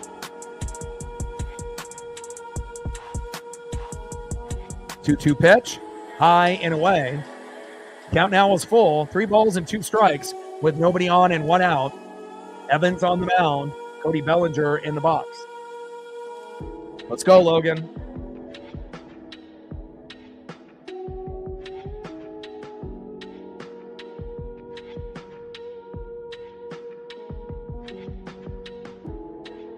Three-two pitch, fouled off, high and away with the sweeper. 83 miles an hour by Evans. 3 balls, 2 strikes, nobody on, 1 out. Yankees with a 4-2 lead. But I still think that we have a very good chance of winning this game. We just need to be able to have some of the guys, at the top of the order, step up. Julio, Cal, Randy specifically. And obviously we still need some of the others to do their job as well. In play, And Bellinger ends up singling to right. Nice hit there by Cody. Next up is Giancarlo Stanton, 1 for 2 with an RBI and a K. Hopefully we get a slow dribbler right up the middle to JP, throw to Luke Raley, and we get out of the inning. We hit into a double play. It's now time to return the favor. And hopefully we can get a double play, little slow dribbler by Giancarlo, and we can end up still being only down 2.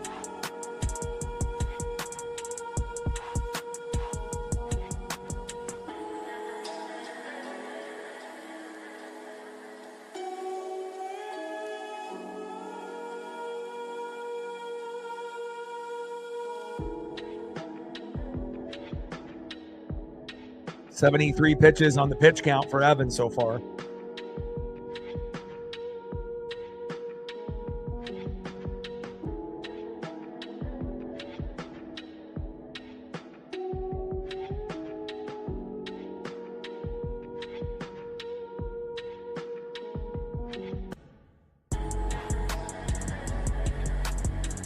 First pitch from Logan Evans to Giancarlo Stanton. Low and away, 1-0 count. And Cody Bellinger, 14-game hit streak. He has been on fire. Cal trying to mentor Logan Evans and kind of coach him up. So happy that we have a guy like Cal on the team. I mean, anybody can have a guy, like a power hitting, center fielder or right fielder, but it's pretty rare to have a guy that has so many good attributes like Big Dumper Cal Raleigh. 2-0 pitch. Makes a strike looking high and inside. 2 balls and 1 strike with runner at first and 1 out. Yankees up 4-2. We need a double play to get out of this inning.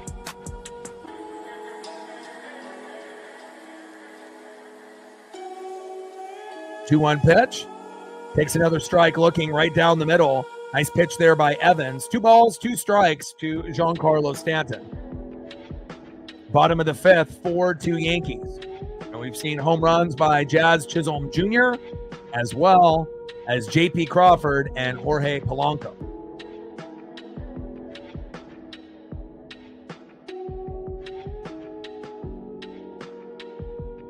Two-two pitch, and Stanton strikes out swinging. There we go. Nice job by Logan.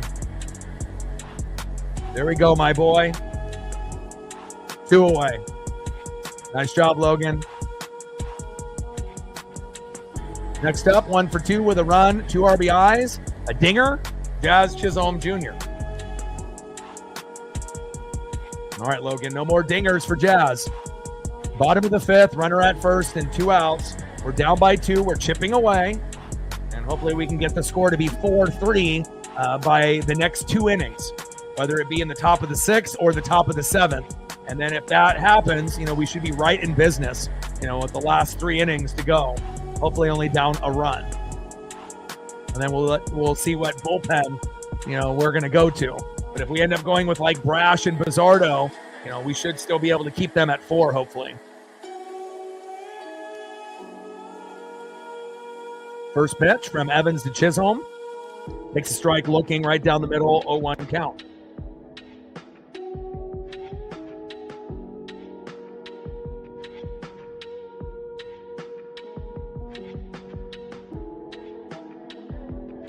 Gained another sub.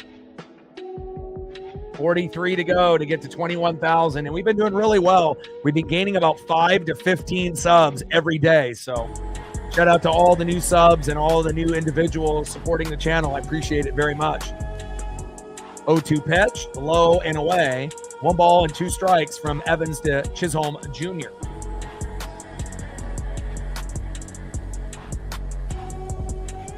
We're at 3,700 regular viewers to the channel. And at the beginning of the MLB season, we were normally around 1,000 to 1,500. So appreciate every single one of y'all. 1-2 pitch, high and away. 1 ball and 2 strikes with a runner at first and 2 outs. 1-2 pitch, low and at the knees. 2 balls and 2 strikes with a runner at first and 2 outs. Yankees hanging on to a 2-run lead. Mariners just trying to chip away.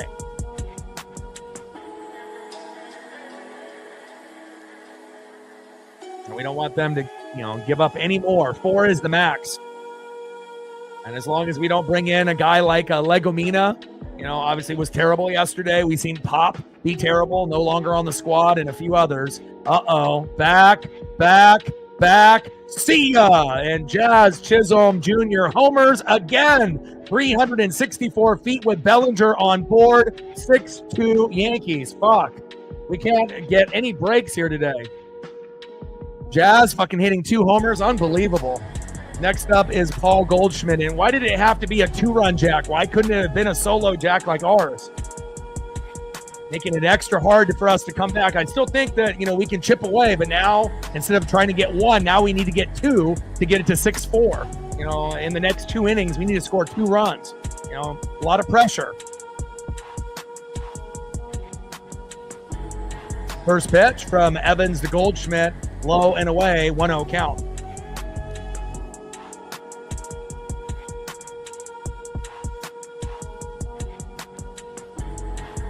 One-0 pitch, fouled off high and inside. 1 ball and 1 strike to Paul Goldschmidt. No big dumper dingers yet, but if he does hit one, it'll be late in the matchup.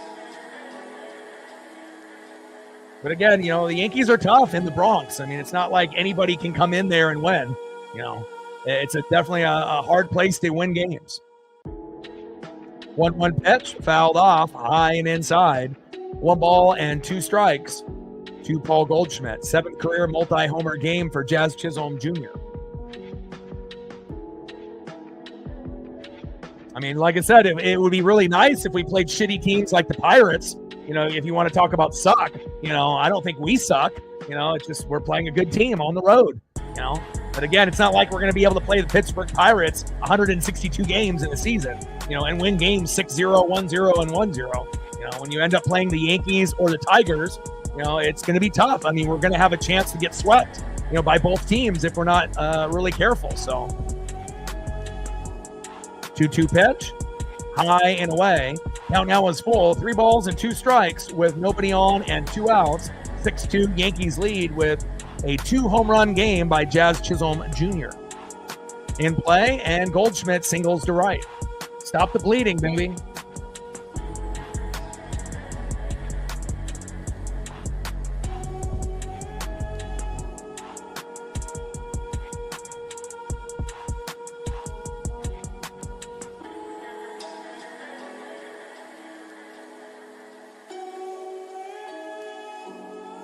We need a rally.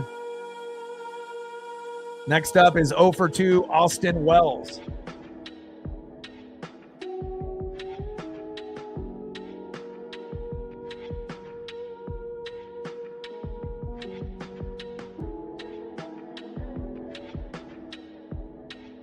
And again, we're obviously need a few more bats in this lineup. That's very clear. We need more depth at first base, third base, right field, and we definitely need some more relief pitchers.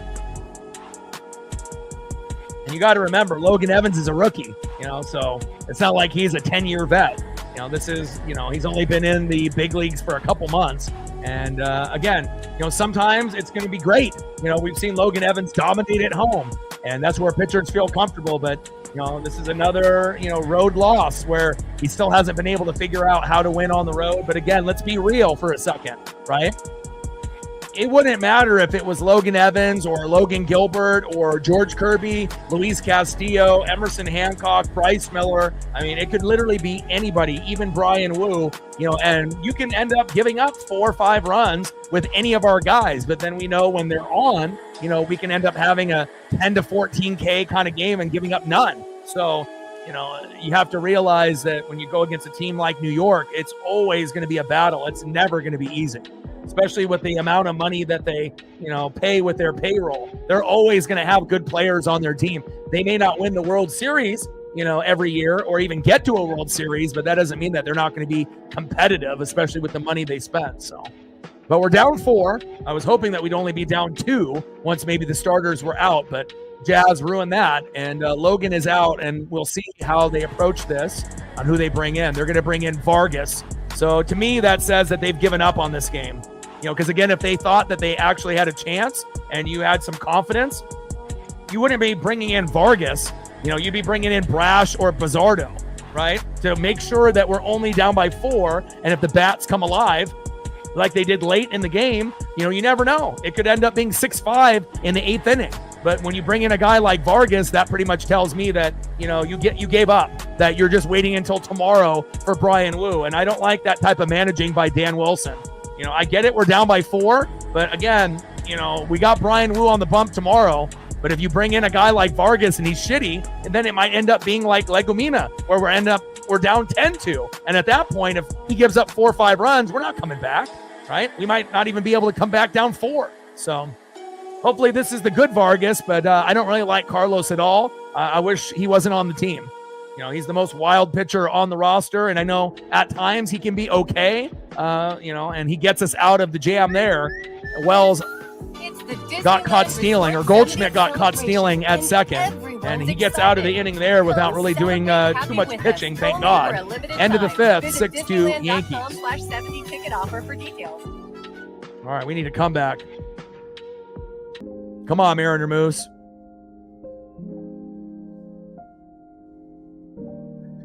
All right, bats, we need to come alive.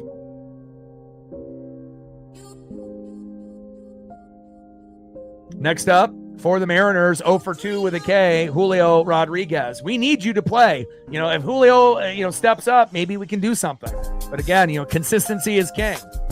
Batting second, 0 for 2 with a K, big dumper, Cal Raleigh. And batting third, 0 for 2 with a K, Randy Arozarena. If we're going to have any chance on playing teams like the Tigers and Yankees, that's unacceptable. I mean, we still got 2 more at-bats for each guy, but that's not ideally what you want to see out of your 3 strongest power players, even though Julio isn't very consistent. We know Cal and Randy have done a great job within the last month. Julio, not so much. He had a great May, but June was terrible for him. And July isn't looking too much better either. But again, we need those guys to be able to get singles, doubles, steal bags, home runs. We need those guys to be available. It can't just be the others. Otherwise, this one might get ugly. But we're in the top of the 6th. We're down by 4, and hopefully we can chip away and get this score to 6-4 by the 7th or 8th inning.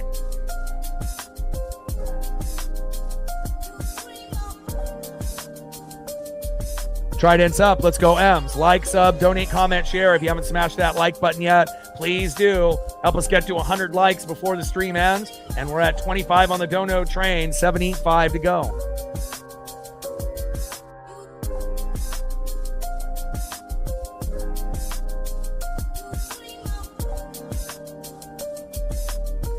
All right, we just hit 40 likes. 10 more to 50. Let's go, baby. And we have at least 20 people in the room that haven't smashed the like button yet. So if we can get some of those to get there, we'll be good to go. We're at 40 now. 10 more to 50 and 60 more to hit the goal. First pitch from Schlittler to Julio Rodriguez. Takes a strike looking, which probably should have been called ball. Called strike for 1 count. Come on, Julio. I mean, we go as Julio goes. When Julio plays well, we're almost impossible to beat. But the problem is Julio really isn't consistent. So, and then we also have times where Julio goes off finally, but then no one else does anything. And that's kind of a common thing also, if you've noticed. There's going to be times where Julio chips in and ends up making it a really big victory with everyone participating. But, we need everyone to be, an impactful guy. And here we go, Julio. Nice hit, and it goes into the crowd. There we go, Julio. Nice job. Ground rule double by Julio Rodriguez. He got the message, and he ends up getting a nice double. Here we go. Next up is big dumper Cal Raleigh. He hits a home run here. We're in business. 6-4. Let's go. And if Cal can get on and Randy hits a homer, then we're really in business. It'll be 6-5, and we might be able to take the momentum back. So, again, no matter how shitty, things look at the time, again, as long as there's still innings to be played, and, pitchers need to pitch, again, once Schlittler goes out, then we might be able to start to rake. Let's go. And we're at 45 likes now, 5 more to 50. Let's go, baby.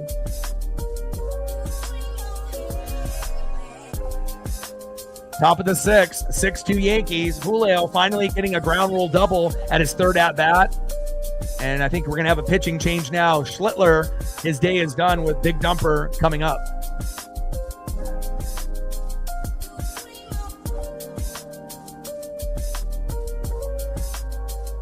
And again, we definitely, we'll call a spade, and it's frustrating, when you have too much expectations for a guy like Julio, but again, way to get it done. Again, it's not like he's going 0 for 5 today. And again, we just have to hope that the people behind him and in front of him can get on so we can end up having a monster inning. First pitch from, they're keeping Schlittler in. Wow, just a mound visit.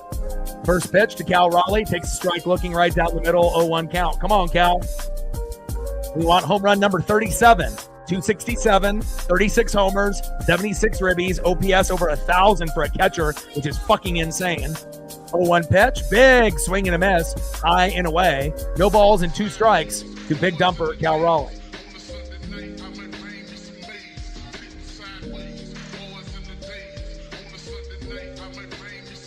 Yeah, and we obviously know how good Aaron Judge is with the batting average. It's like 100 points higher than Cal, got like 40, 50 more hits, than Cal. And we know Aaron Judge is a great player, but you have to understand Cal is a catcher, and again, you have to understand what that means for baseball.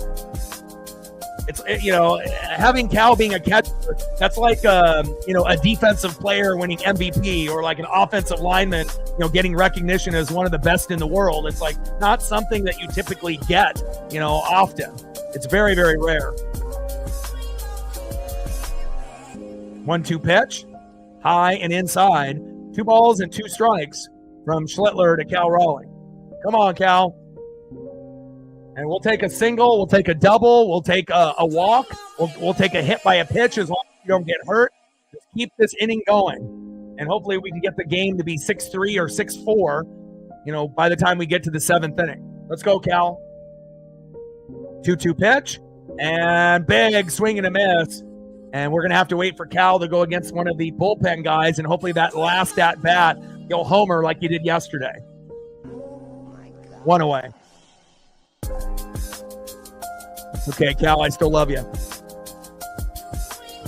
Next up for the Mariners, 0 for 2 with a K, left fielder Randy Arozarena. We got Julio off the schneid. Time for Randy to do it right here. Randy homers, 6-4, we're in business. Let's go. Or even if Randy doubles, then we can get it to 6-3. Come on, baby. Come on, Randy.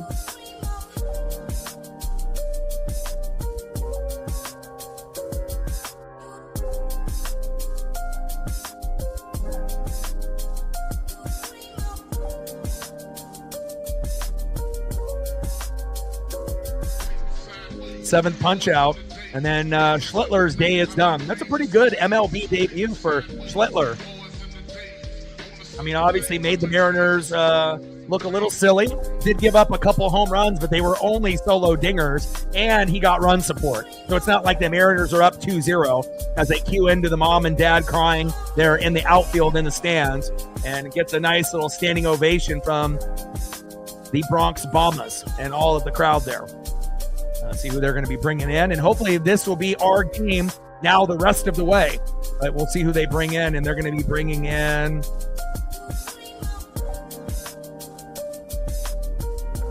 Loy Siega. Okay, we'll see what we get here. ERA of 3.80. All right, got to find a way. Randy Arozarena as we go to a commercial break. Let's go, baby. Top of the sixth, 6-2 Yankees. And now the bullpen, we'll see if they have a meltdown. And if they do, we should be able to creep up back into this matchup shortly. Let's go. Trident's up. Let's go, M's.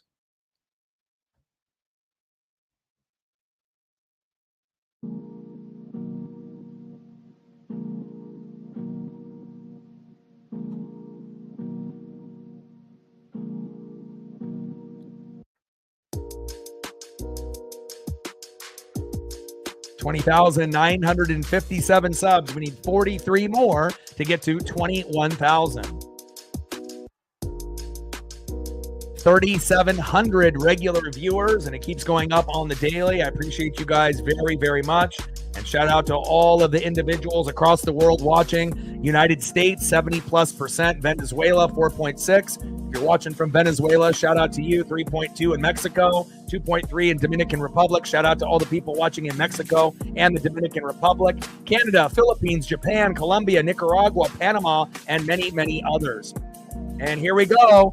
Randy Arozarena, first pitch, back, see ya. And just like that, like I said, we get back in the game. And again, I know sometimes it looks bleak, but you have to believe it.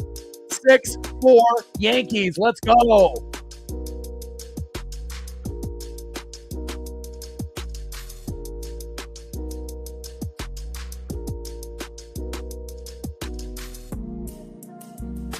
First pitch, baby. And like I said, we need our guys to step up. Cal, unfortunately, wasn't able to step up, but Julio and Randy did.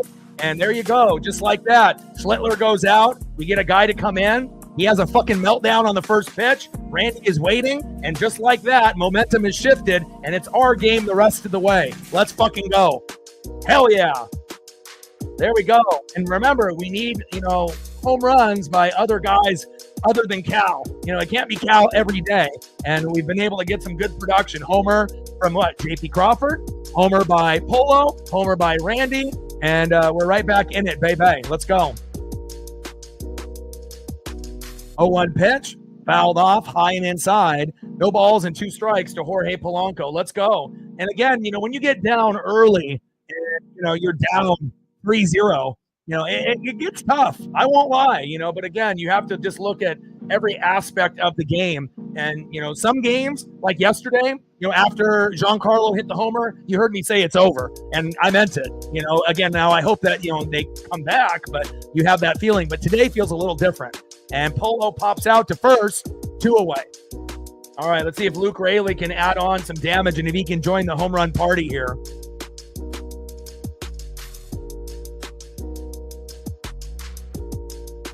And with Julio getting on board with that ground rule double, instead of it being 6-3, now we're at 6-4. And again, for all the times that we, criticize Julio, you have to remember, him, doing things, not like an Ichiro level, going 4 for 5 or 3 for 4. He's not going to ever hit homers like Cal does. But if he only goes 1 for 4 or 1 for 5, we want to make sure that hit is, meaningful. And he made that meaningful here today. And I don't think he's done. I think he'll be able to get another hit before the game is over. 1-1 pitch. Big swing and a miss. Low and away. 1 ball and 2 strikes from Losiaga to Luke Raley. Let's go.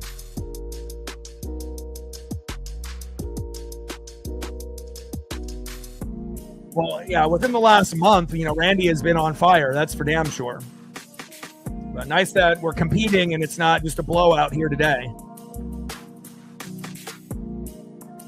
Losiaga on the mound, Raley in the box. 1-2 pitch. Low and at the knees, low and away with the changeup, 91 miles an hour. 2 balls and 2 strikes with nobody on and 2 outs. And it definitely gives us a better chance to win and compete, being at 6-4 rather than being at 6-3. But again, all we need is a couple pitchers to have a meltdown, and we can get right back in it. And we already are in it. And Raley strikes out swinging. But again, just chipping away. Homer by JP, that's 1. Homer by Polo, that's 1. Julio gets a ground rule double, finally gets a hit in his 3rd at-bat. Boom. Pitching change, Randy Arozarena, first pitch, dinger, 2-run jack, 6-4. We're back in business, baby. Let's go. Let's see who's up next here for the Yankees in the bottom of the 6th.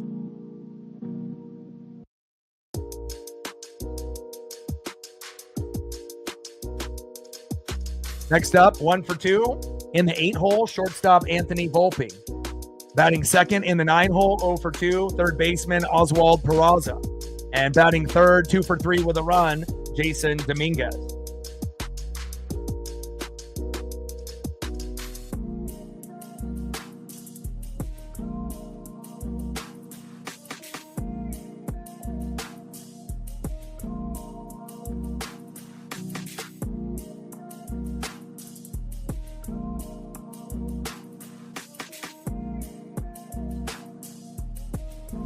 Let's go, baby. Megan in the building. What's good? Yeah, but it also helped that, Randy ended up hitting 6 homers in 7 days. So obviously if he didn't do that, who knows how many homers he would be at, but he got hot at the right time. And again, we're going to go through, different months where guys are extremely hot. Like in May, that was Julio's month. And obviously we've seen in June and July, Randy has been extremely hot. Cal's been good pretty much the whole year. Not every player is going to be, hot for 6 months straight. But again, hopefully we can get more people, to get on the Cal Randy level. And right now we're in business. We're down by 2. But again, starter is out. Schlittler actually did pretty good for his MLB debut. And I'm glad they made that decision with pulling him maybe slightly early. And Randy made him pay. Let's go. Next up is Austin Wells. And hopefully we can keep the score for the Yankees at 6, but we'll see. Especially if they have Vargas still in the game. First pitch from Vargas to Wells. Paints the corner. 0-1 count.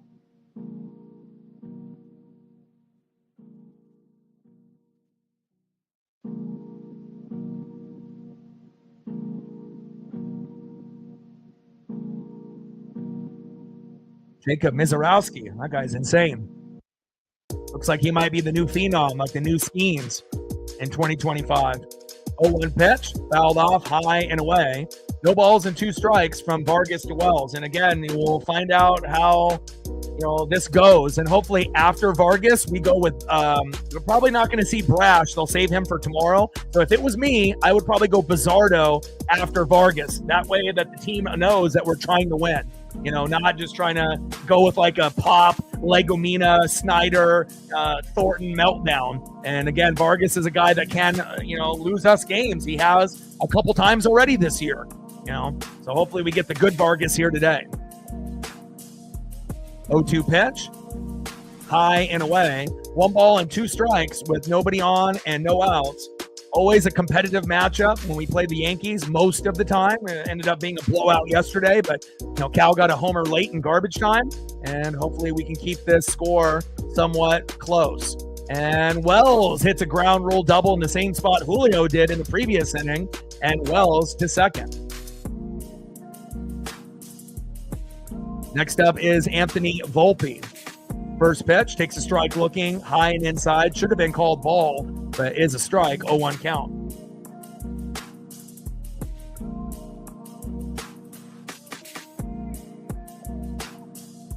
Oh, 0-1 pitch, high and inside. 1 ball and 1 strike to Anthony Volpe. But, I'm definitely not a Vargas guy. There's plenty of guys that I would love to not be on this team. It wouldn't hurt my feelings if I never saw Vargas ever again, Thornton ever again, Snyder ever again.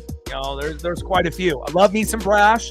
Love me some Edward Bizzardo. I love me some Mooney. I love me some Munoz. Other than those 3, and we need guys like that. A lot of these other guys are a liability. They'll do good once in a while, but most of the time they'll hurt you. 1-1 pitch in play, and luckily he gets Volpe to fly out to right, who's had a rough year in 2025. 1 away. All right, see if we can get a double play here by Peraza. 0 for 2 in the 9-hole, Oswald Peraza.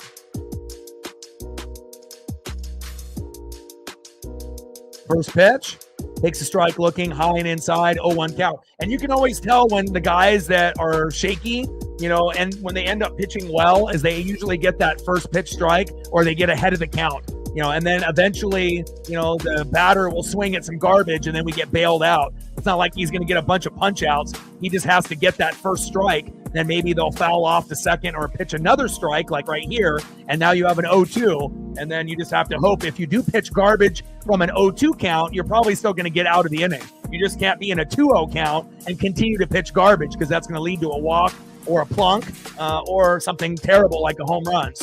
So far, Vargas has been the good Vargas here today, thank God.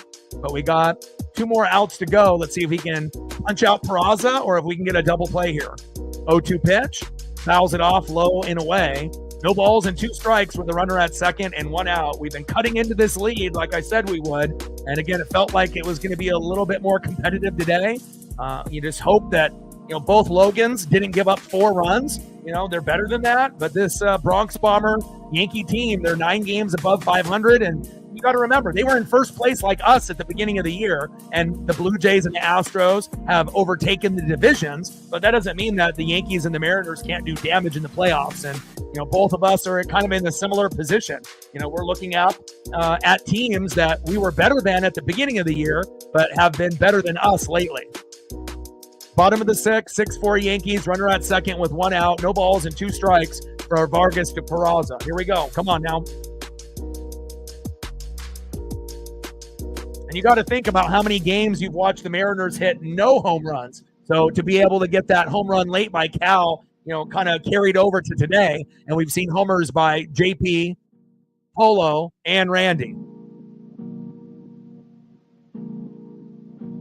Fuck, Julio, what was that?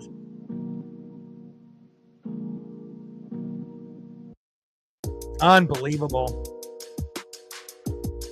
Now he got runners at second and third with 1 out. The last thing that we need is Julio Rodriguez not to be making plays in the outfield. Jesus Christ, dude. It's already bad enough that we can't typically count on you in the box. The only thing that you need to do is continue to be a good player in the outfield. That was unexcusable. Terrible. Hopefully Vargas will get us out of this now. Bottom of the 6th with 1 out. Now second and third. First pitch from Vargas to Dominguez. Fouls it off right down the middle. 0-1 count. 0-1 pitch in play, and Dominguez singles to right, and they score another. Motherfuck, man. And next up now here is Aaron Judge, and with 1 swing, it could be 10-4, and then the game is over. So hopefully we can find a way to get out of the inning now. But if Julio comes up with that play, they probably don't get that RBI single there. 0 for 1 with a run and 2 base on balls.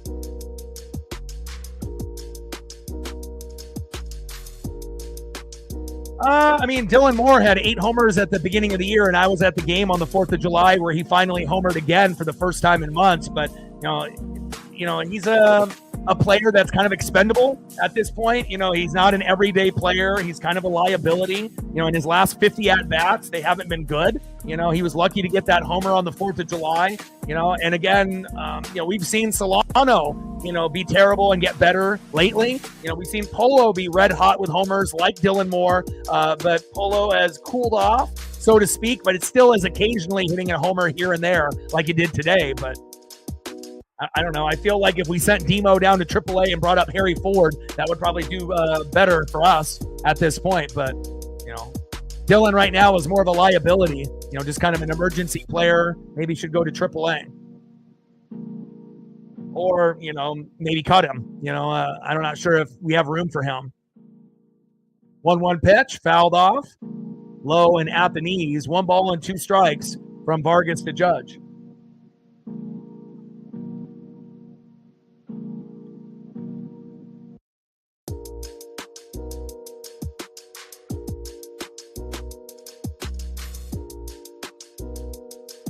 One-two pitch, fouled off, low and at the knees. 1 ball and 2 strikes with runners at first and third and out.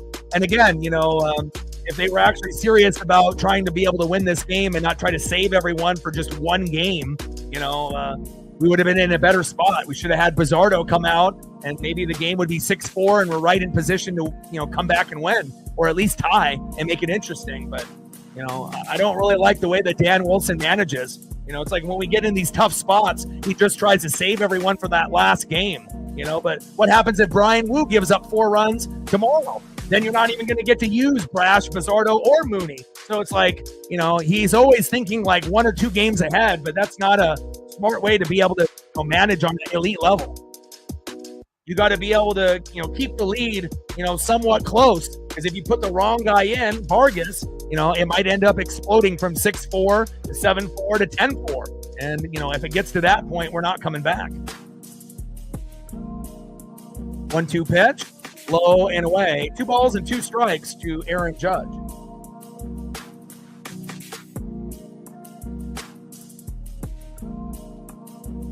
I don't think Dipoto is known as a great pitching mind. I mean, we have, a great staff of pitchers and stuff. But again, instead of picking up guys in the off season, like Solano and Mastroboni, is Judge ends up getting a hit to left field. He doubles, and now it's 9-4, and now it's probably game over at this point. So.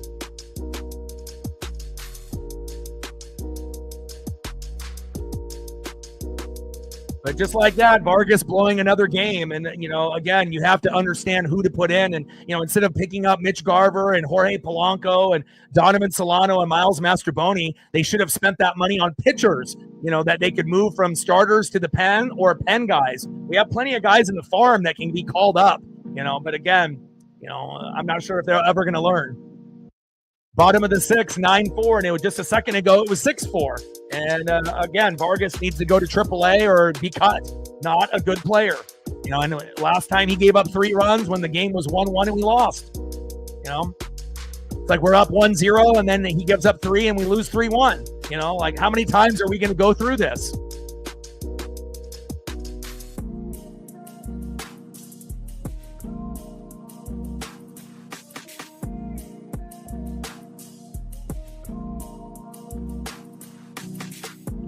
First pitch from Vargas to Bellinger, high and away, 1-0 count.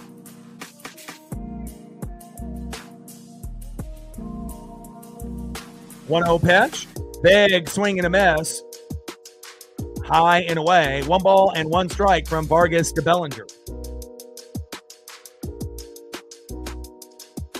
It's not just about who you have on the team, it's how you manage the team, and Dan might be slightly better than Scott Service, but he definitely isn't going to be the guy that gets us to the promised land.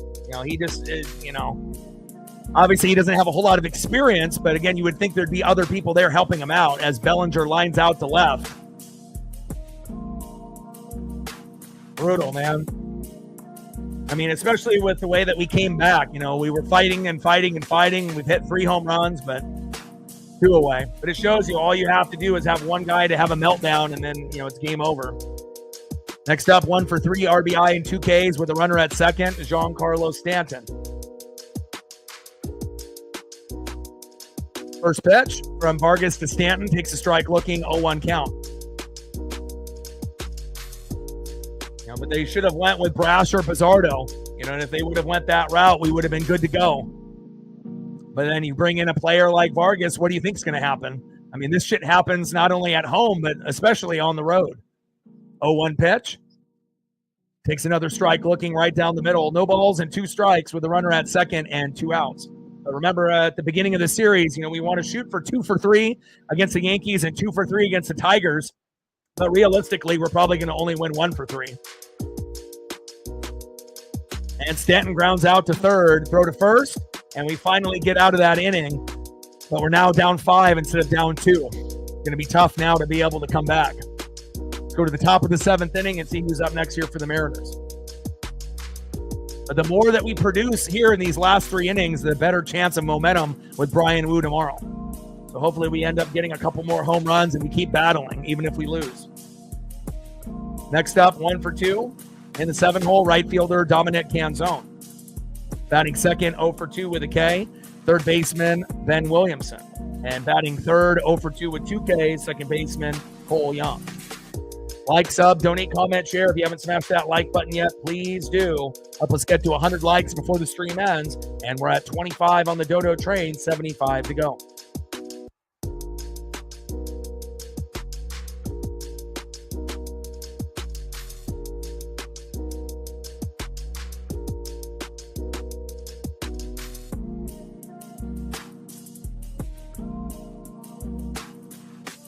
Yeah, screwball. Yeah, the Tigers are the best team in the American League. So, but again, if you noticed, at least we're able to get some hits and RBIs and home runs. When we play teams like this, we might not get what we want at the end. With a W. But we're always gonna give our maximum effort. For at least the guys that are in the box. As far as pitching, it's gonna be kind of hit or miss depending on who's out there. And Logan Evans gave up 4. Logan Gilbert gave up 4. And again, it's not like we're going to be able to play the Pirates every single game throughout the year. Even if the Yankees aren't in first place on any given day, they're just like the Dodgers and the Cubs and the Astros and, the Blue Jays and all of the teams that are hot right now. for the most part, and any given day, they can end up scoring, 5 to 10 runs. And especially if you have a shitty guy in the pen like Vargas, I don't even know how he's on the team still. Again, I would have cut this guy a long time ago, and again, it's like Vargas stinks. Thornton stinks. Snyder stinks. Pop stinks. Thank God we got rid of him. It's like there's so many guys in the pen that are terrible. Brash, amazing. 10 out of 10. Pizarro, 10 out of 10. Munoz, 10 out of 10. And then everyone else is like a 5. Like sometimes they do good, but most of the time they suck. And again, we're lucky that we have 3 home runs to get to 4, but shows you got to get rid of the shitty guys in the pen. First pitch, Dominic Canzone from Loa Asiga, 0-1 count. 0-1 pitch, low and away. 1 ball and 1 strike to Dominic Canzone. It's just unfortunate that we have a back-to-back, with the Yankees and the Tigers. Like, couldn't have they split that schedule up a little bit where we play the Yankees and then maybe like an easy team like the Angels and then the Tigers or something like that? But, and they're both on the road, so it's going to be tough. Hopefully we don't go 0-6 going into the All-Star break in those last 6 games. So 1-2 pitch, high and away. 2 balls and 2 strikes to Dominic Canzone.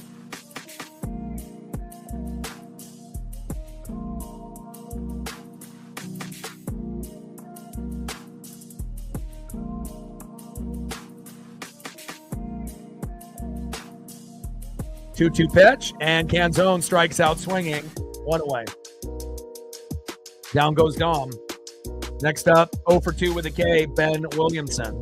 Top of the 7th inning, we're down by 5, and the only way that we're going to come back is if we have a meltdown. The same thing that we had with Vargas, we get that to happen with the Yankees. I'm not sure if that's going to happen. But they should have put in better relief pitchers, and they would not be at 9 right now. The game would probably be 6-4, and we'd be in great position to tie the game up in these last 3 innings. But, you put in the wrong guy, then that's what you get. And Vargas is a guy that's going to give up 1 to 3 runs quite often. And, again, he's going to blow games for the team more times than not. 1-0 pitch. At the hips, inside, 2 balls and no strikes to Ben Williamson.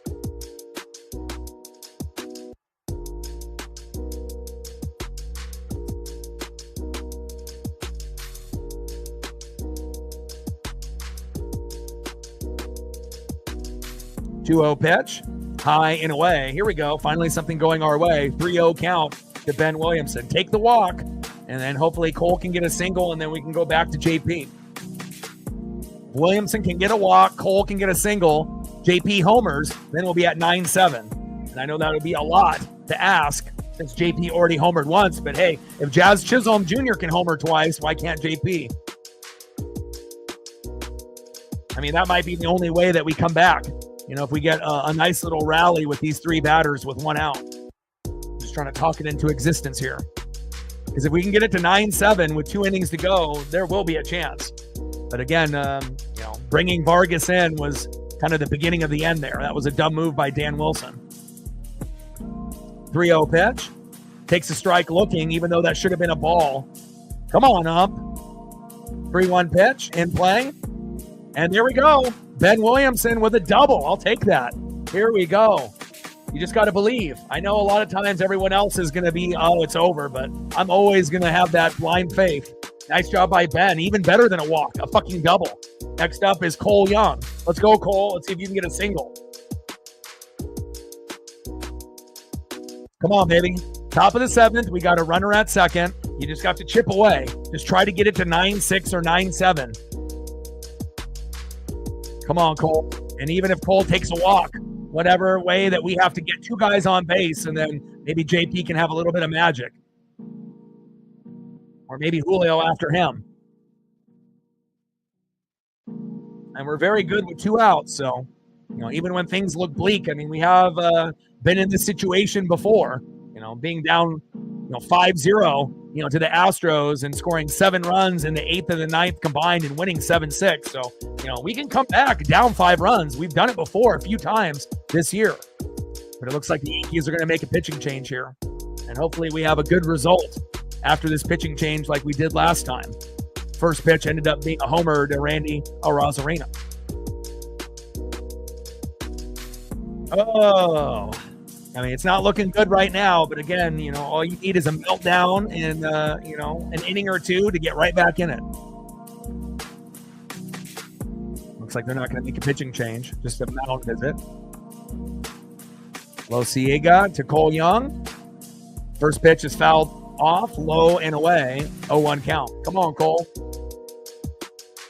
0-1 pitch. Takes a strike looking in the zone. No balls and 2 strikes with a runner at second and 1 out. 9-4 Yankees.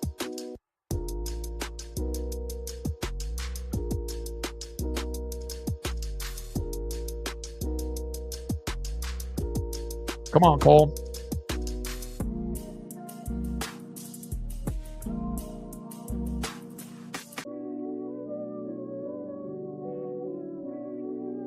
Top of the 7th, down by 5.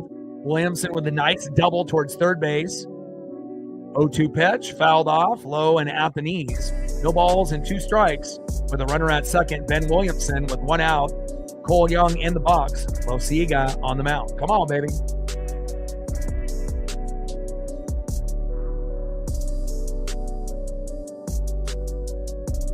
There we go. We're at 50. 50 more to go.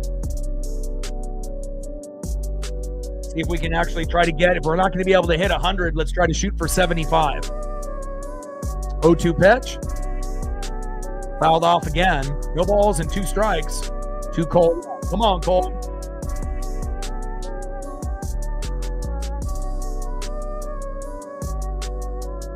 We gained another sub. And again, we've been gaining about 5 to 15 every day. And we've gained like 4 so far. 1 more, we'll be at 5. 42 more subs. We're at 20,958. 42 more to hit 21,000. Top of the 7th, 9-4 Yankees. Cole Young in the box battling here. 0-2 pitch in play. Look at that. Back. See ya. Cole Young with his first home run in his career in Yankee Stadium. You have to believe. You know I do, baby. Let's fucking go. And for everyone else that thought the game was over, shame on you. 9-6 Yankees. Let's go.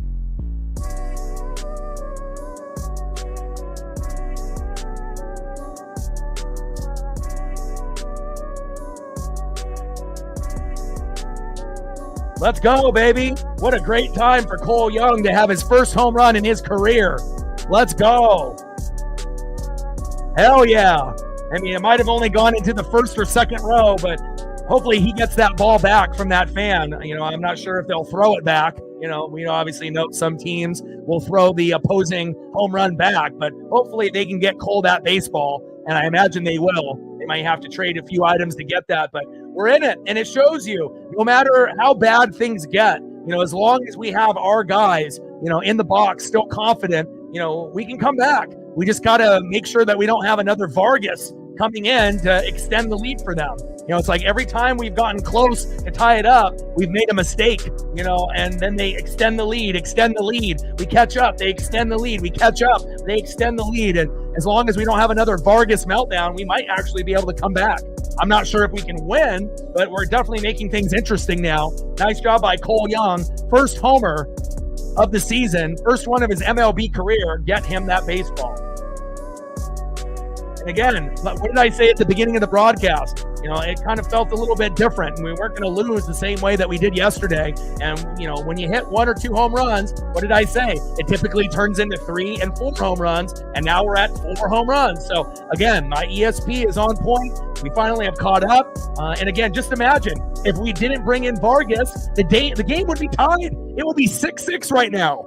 You know, so it shows you, like, you have to make these decisions in the game that we're playing. Dan Wilson, you got to stop managing for the last game, you know, because what happens if Wu gets fucked up and we don't see Brash or Bizardo or Munoz? And again, I feel like that type of strategy has hurt us in the win column. You got to make sure that you're putting in the best guys, even if we're down by 2 or 3 runs. You know, again, we want to keep it at 2 or 3, not have it get up to 5 or 6. And I don't think Dan understands that. And if we would have brought in like Bizzardo, I think the game would be tied 6-6 right now. And again, we gave up 3, with Vargas, and he did that last time that he was up as well. When we were up 1-0 and they gave up 3 and we lost 3-1. It shows you how important it is to have quality guys in the pen. But I like this effort that we're seeing here today. 4-homer day. And the last time that we hit 4 home runs, guess what? I was there in Seattle at T-Mobile on July 4th. 2 by Cal Raleigh, 1 by Randy, and 1 by Demo Dylan Moore. Let's go. It's a cold world, baby. And again, it's just irritating, because again, we needed meltdowns and we got them. 2 meltdowns, right? But again, we had a meltdown of our own that ended up giving up 3. And again, you just got to be able to do simple things like this. Have faith in me, and and I'll let you know when it's over. Again, when I told you when Giancarlo hit it, I told you that shit was over, and it was. But today it feels like we actually have a chance, even with maybe not the greatest manager in Dan Wilson with his decision making.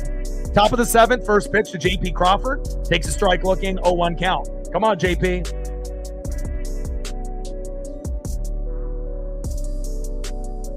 Nice job, fucking Cole. I had a feeling that he was going to homer in this series too. 0-1 pitch. Takes a strike looking, binding the count 0-2 from Weaver to JP Crawford. Let's go.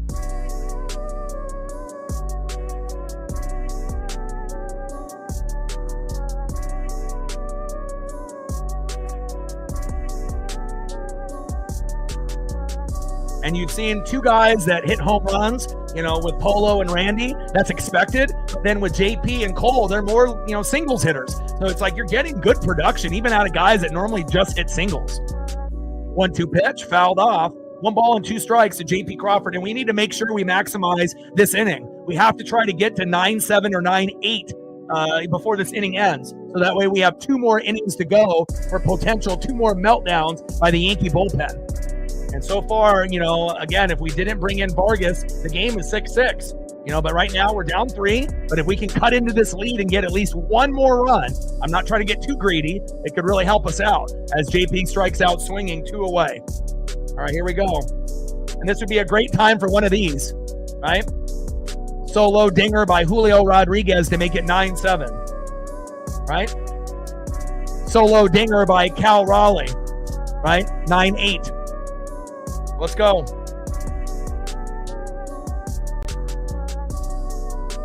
I mean, again, history tends to repeat itself.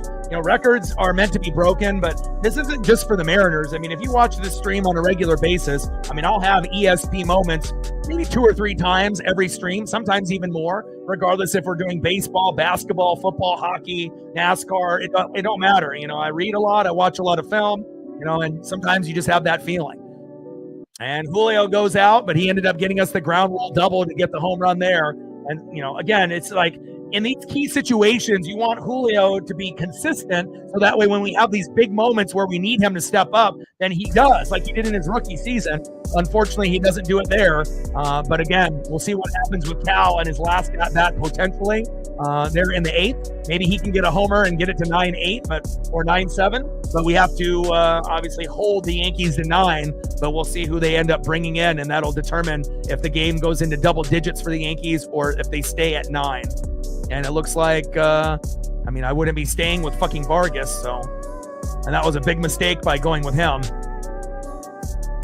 9-6 Yankees, but it's always, for the most part, going to be competitive. Yesterday was not competitive. We ended up getting down, and, we still ended up fighting with Cal's homer late, so we're still getting some stats on our end, but the bats have come alive here today.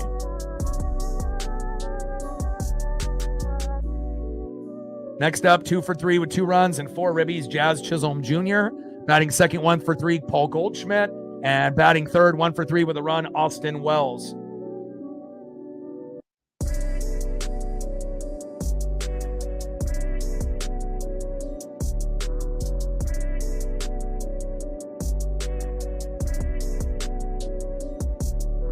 I wonder, are they going to keep Vargas in there? Like, what is Dan Wilson doing?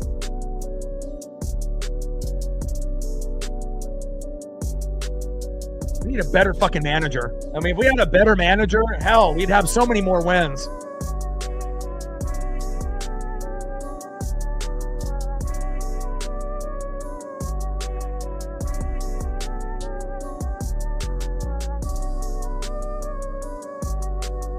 Brought him in the 7th inning here.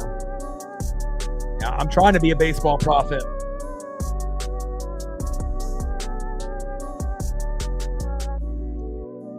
But at least now that, as Mariner fans, we're engaged, and the game is like close rather than us being down 9-0 and the game is already over by like the 3rd inning. Those are the worst when you get down big and it's only like 3 or 4 innings in and you got 4 or 5 innings to go and you have no chance of coming back. So, and they're bringing in Trent Thornton. Oh, God.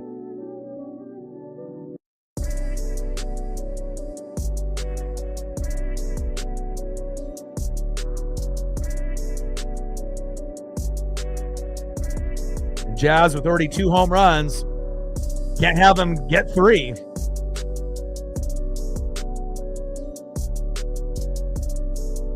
Trident's up. Let's go M's. And the rain is coming down there in the Bronx. Hopefully the game doesn't get delayed. You know what happens when we have a rain delay? What happens? We lose every single time. But hopefully it's not too bad there. All day, agreed. We need the good Trent. We need a very quick inning. 1, 2, 3. But I just don't like the way that Dan manages. He's always looking ahead and not at the game itself. Like, just because we're down by a couple, he just assumes that it's game over and we're not going to come back. And then if you end up having a shitty reliever like Vargas, it's not going to stay the same score. It's going to go up for the other team.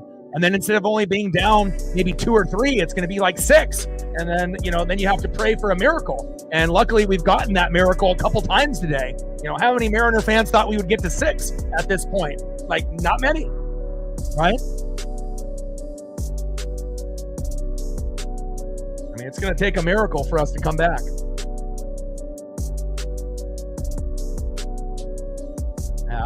I don't know if Dan is the man, Flying Monk. I mean, hell, I'm not a manager and I can make better decisions with this team than he can. I got no MLB experience. Again, it's like every single time when we're down a couple runs, you don't bring in a shitty guy in the pen. Sometimes you got to sacrifice a guy like a Brash or Bizzardo, even when you're down 2 or 3, to keep it to 2 or 3. That way it doesn't turn into 5 or 6. And again, if we would have had a good relief pitcher, maybe the game is tied right now and we have all the momentum and we end up winning this game. But now we're still down 3. We have a chance, but a lot of pressure on the hitters now. First pitch from Thornton to Chisholm Jr. Takes a strike right down the middle, 0-1 count. 0-1 pitch, low and away, 1 ball and 1 strike to Jazz Chisholm Jr. 1-1 pitch, fouled off low and at the knees, 1 ball and 2 strikes from Thornton to Chisholm Jr.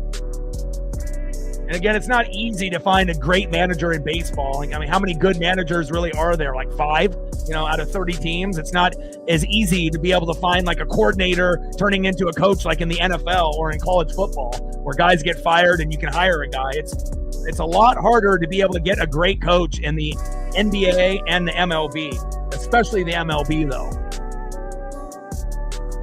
Bottom of the 7th, 9-6 Yankees. Next up is Paul Goldschmidt.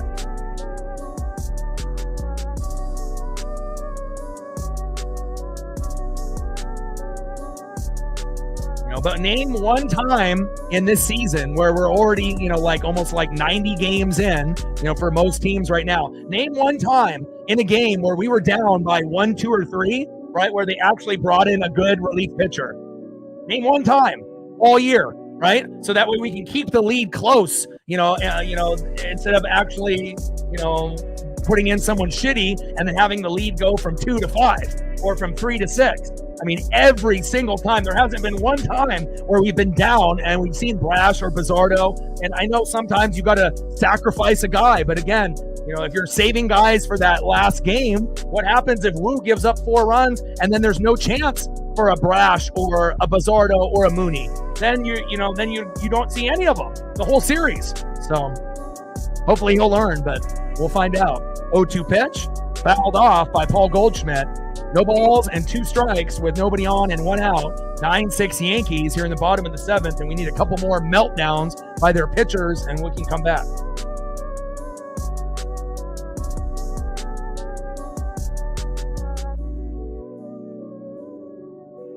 Fuck, I'm Flying Monk. Instead of saying what would Lou do, what would fucking O-Dog do? I I mean, again, I can fucking manage this team better, than he can.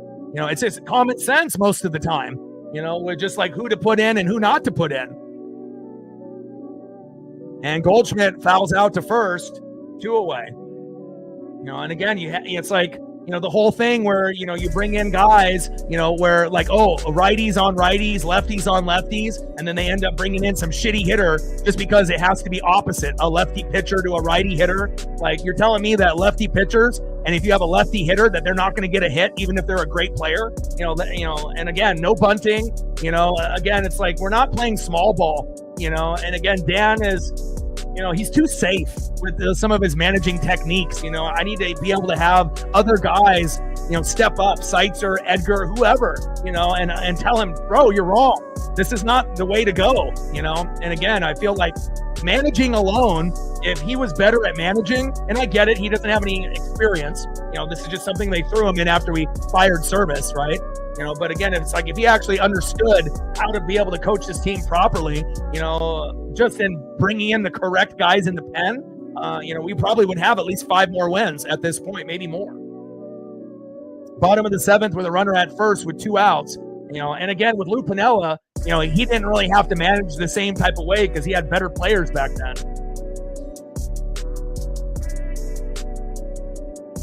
More Hall of Fame players back then than what we have now, but we do have a couple guys that could, end up being Hall of Famers before it's all said and done.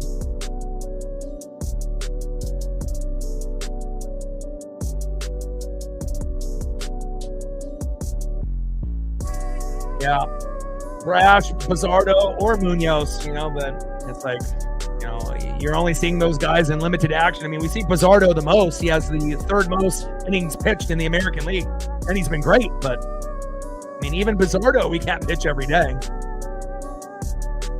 But they got to stop spending money, in the off season, for positional players. Every single year moving forward, it should only be pitchers. Starting pitchers or relief pitchers, and then you can move them to the pen, and then you find out, who the best 7 or 8 guys are, and they just end up cutting the other guys or sending them to AAA. We have plenty of guys that can play first base, second base, third base, center field, left field, right field in the farm system. What we need is fucking pitching. And Durangelo, our switch pitcher that we drafted, he ain't going to be ready for a couple years, and they're not going to move him into the pen. More than likely, he's going to be a starter, and they're going to be putting him in the 5 spot like we did with Brian Wu and how we have Logan Evans now. But Durangelo ain't going to be ready for probably a couple years. But we get out of the inning, Trent Thornton much better than what we saw from Vargas, giving up 3 runs. And if we would have went with Thornton, even with him, maybe the game is 6-6 right now. But again, we got 2 innings to go to get 3 runs. End of the 7th, 9-6 Yankees.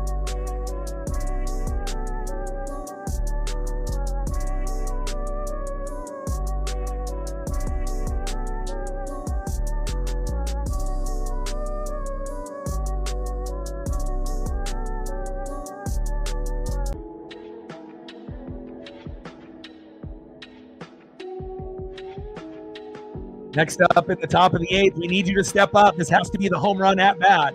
0 for 3 with 2 Ks. You got to go 1 for 4, and we need this. If we have any chance of coming back, Cal needs to homer here. Again, even a single would be great, but again, if we could get the homer, that would really be big to get it to 9-7, and that could start a big rally. But hopefully, at the very least, he gets on with a single or a walk. But if we had a home run at this particular at-bat, that would be huge, momentum-wise.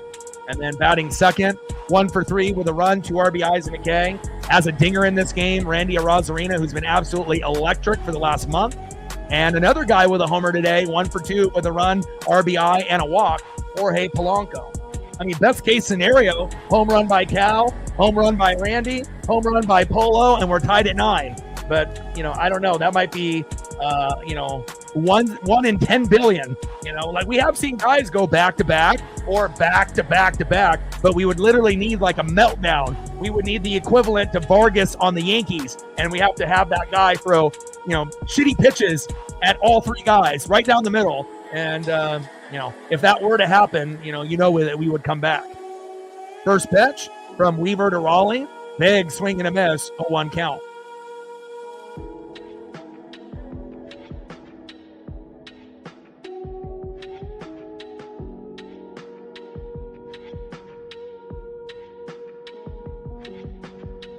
Yeah, I mean, anything above 500, Flying Monk. But I mean, if we had a better manager, just based on the games that we've played, we probably would be like 8 to 12 games above 500. We would have more wins. 0-1 pitch in play. And unfortunately, Cal Raleigh flies out to right. 1 away. Hopefully we can get Cal up one more time, but that would probably mean we'd have to go to extras. Next up for the Mariners, 1 for 3 with a run, 2 RBIs and a K, Randy Arozarena. Only if Julio could be like Randy. And if you actually are looking at stats and whatnot, you know, Randy might be more deserving of the All-Star nod than Julio. You know, again, if you have any questions on about a guy making the All-Star game, like, oh, I don't know, maybe, you know, that means that he doesn't deserve to be in. Cal, it's 100%. Woo, 100%. Right? Mooney, 100%. Julio, most of us is like, really? You know, I think most of us is like 50-50 or maybe even lower than that. You know, like 30-70. Like a lot of us are kind of shocked that he made it. It's like he almost made it just based on his popularity from the fans rather than actually people watching him. You know, and again, people that are, you know, watching him on the daily know that he's not an all-star this year. And then Randy gets plunked. Here we go. Let's see if we get a rally here. Nice job, Randy. And Randy is our new Ty France, getting plunked left and right. And if we can get some magic here by Polo with a 2-run jack, we're right in business. Let's go from 9-6 to 9-8, baby. Let's go, Polo. And I know that's asking a hell of a lot to hit 2 home runs in a game, but let's go. Yeah, great job by Cole hitting his first home run in his MLB career. I had a feeling that he would homer in this series. First pitch, the Polo takes a strike looking low, 0-1 count. Top of the 8th, 9-6 Yankees.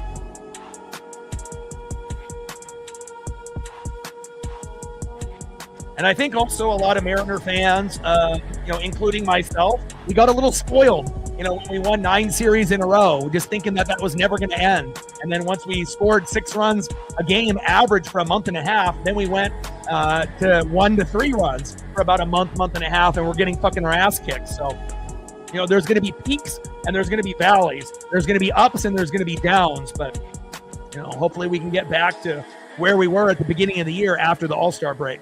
1-1 pitch. Big swing and a miss. 1 ball and 2 strikes for Jorge Polanco. Let's go, Polo.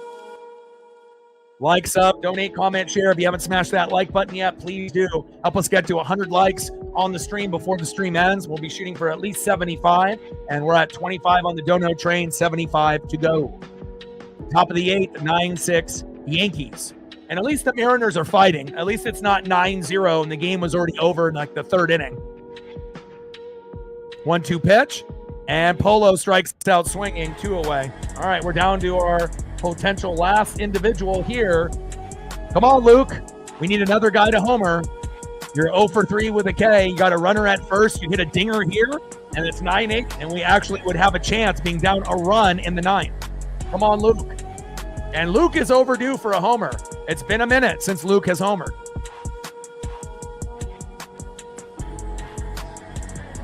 First pitch, big swing and a miss by Rayleigh, 0-1 count.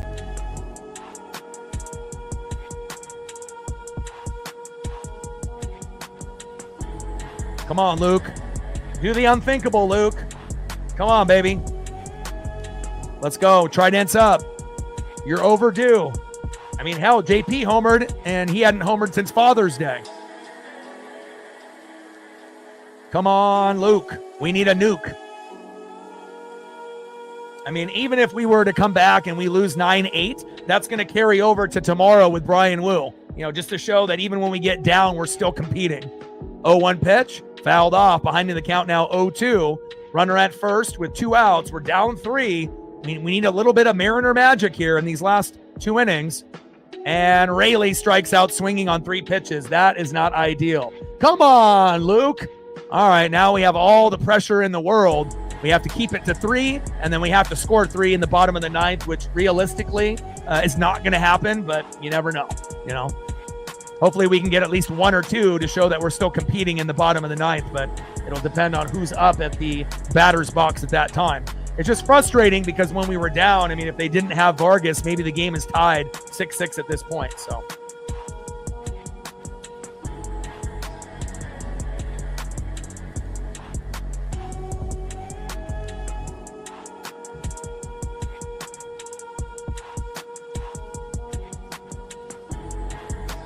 right, let's see who's up next here for the Yankees. Next up, 0 for 3 with a run in the 9-hole, third baseman Oswald Peraza. Batting second, having himself a day, probably the best game I've seen him play against the Mariners ever. 3 for 4 with 2 runs and an RBI, Jason Dominguez. Most of the time when we see Jason Dominguez, he's 0 for 5, at least when the Mariners typically play him. And then batting third, 1 for 2 with a run, 2 RBIs, and 2 base on balls, Aaron Judge. All right, let's do a quick recap of the game here real quick. All right, so in the bottom of the first, Stanton singled to right, Judge scored. Let's go at the very beginning. Bellinger singled to right, Dominguez scored 1-0 Yankees. Stanton singled to right, Judge scored 2-0 Yankees. Chisholm Jr. grounded out to second, Bellinger scores 3-0 Yankees. JP Crawford homers in the top of the third, 3-1. Chisholm homers, 4-1. Polanco homers, 4-2. Chisholm homers again, 6-2. And then Arozarena homers, 6-4. Dominguez singles to right, Wells scores, 7-4. Judge doubles to left, Dominguez and Peraza scores, 9-4. Young homers with Williamson on board, 9-6. And again, if we just would have, had a better option instead of going with Vargas, which I have no idea why that, Dan Wilson has so much faith, in a guy like that. I mean, he shouldn't even be on the team. He's a liability, period.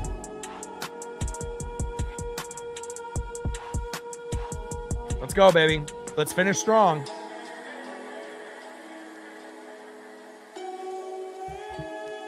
First pitch from, they have Trent Thornton still out there. And see, this mentality of trying to have guys go 2 innings when you don't want to use, guys, you only want to use them when you're ahead.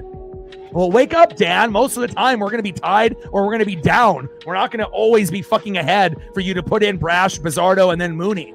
Like, you got to change your fucking strategy. 1-1 pitch. Big swing and a miss right down the middle. 1 ball and 2 strikes from Thornton to Peraza.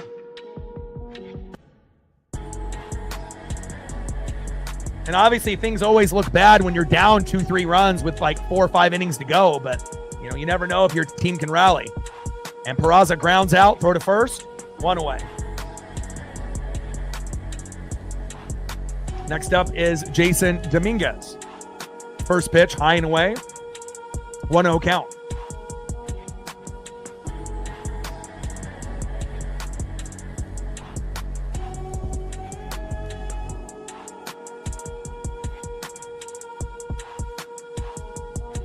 Bottom of the 8th, 9-6 Yankees. We got to keep them at 3. And again, it's going to take a miracle, an epic meltdown for us to be able to try to tie it up 9-9. And then we have to try to win 10-9 in 10, 11, 12, 13 innings. But again, to get 3 runs would be very difficult. But again, I don't think anyone anticipated us getting to 6 today. So again, you just have to believe. 2-0 pitch, high and away. 3 balls and no strikes to Jason Dominguez. And this is looking like the Thornton from the beginning of the year that gave up 5 homers in the first 15 games and luckily went to the IL, so we didn't have to use him for a while.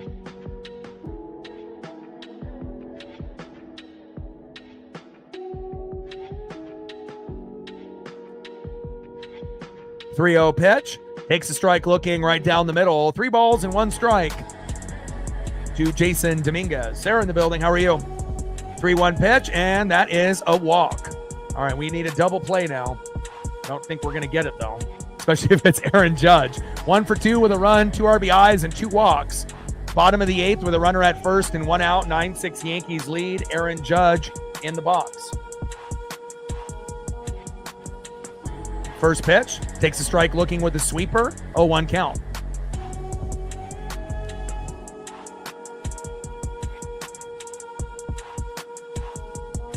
Let's go, baby. Much better performance today offensively, but again, bad decision-making by Dan Wilson in the pen. And, I can only count how many times that he's made the wrong decision, bringing in the wrong guy, and keeping that wrong guy in for more than 1 inning. 0-1 pitch, low and away. 1 ball and 1 strike with a runner at first and 1 out. 9-6 Yankee lead here in the bottom of the 8th. We got Brian Wu on the bump tomorrow in a must-win game, and hopefully he ends up pitching well. And then we got a 3-game set against Scooball and the Tigers. So just when we thought it couldn't get any harder for us, we end up playing the Yankees now, who are a second-place team to the Blue Jays, but will still be in the playoffs. But then we got to go fucking play the best team in the American League in their stadium. Not easy. 1-1 pitch, fouled off right down the middle. 1 ball and 2 strikes to Aaron Judge. 361 average, 34 homers, 77 ribbies. His hit total, his average, his ribbies, it's incredible. He's having a record-breaking type of season.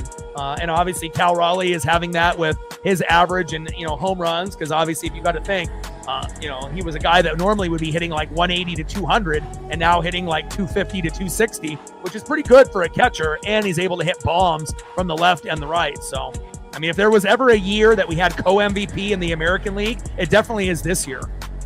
1-2 pitch, and Judge strikes out swinging. There we go. 2 away. Getting Judge to strike out is a rarity. Thornton can tell his kids, I struck out Aaron Judge. Next up, a guy that's been very, very hot, 14-game hit streak, Cody Bellinger.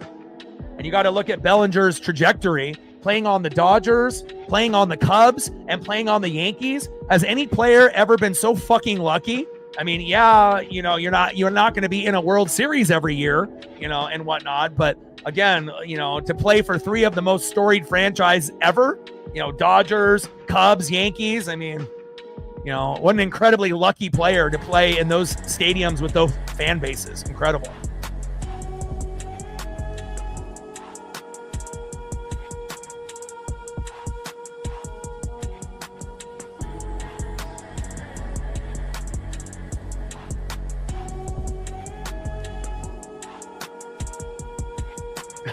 Captain, no.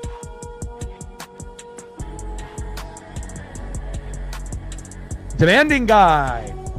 Demanding boy. It's funny when people come in and try to act like they own things. I'm the CEO. I'm the boss. Bottom of the 8th, runner at second with 2 outs. 9-6 Yankees. And we have a review underway to see if Cal got the runner there at second.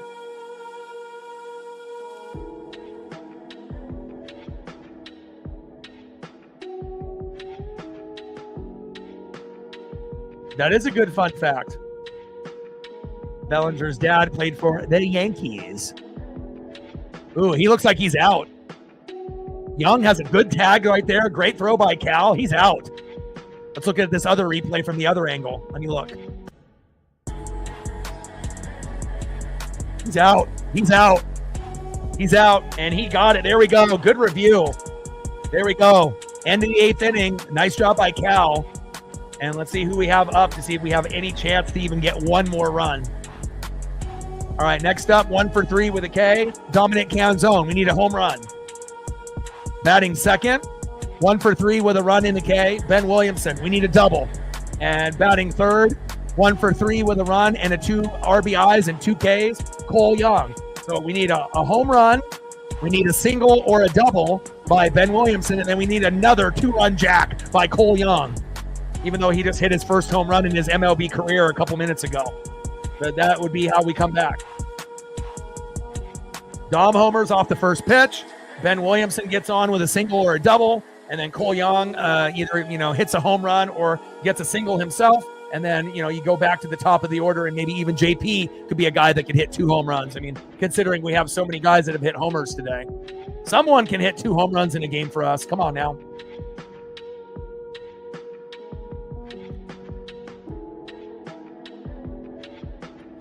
Yeah, Vargas has killed us, but not just today.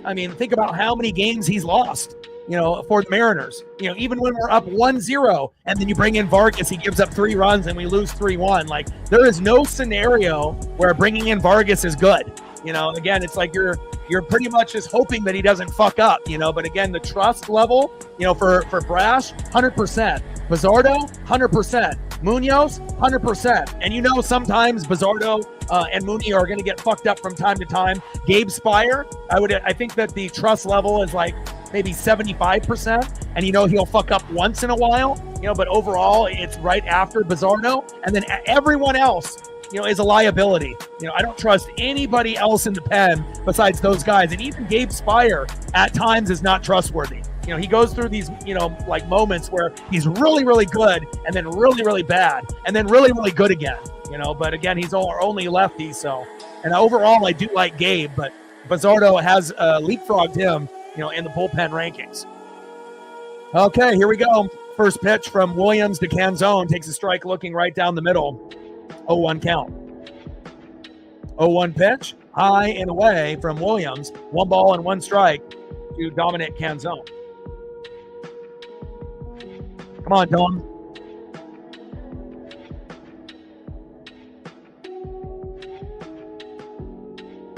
Let's go. 1-1 pitch, fouled off right down the middle. 1 ball and 2 strikes to Dominic Canzone. Come on, Dom.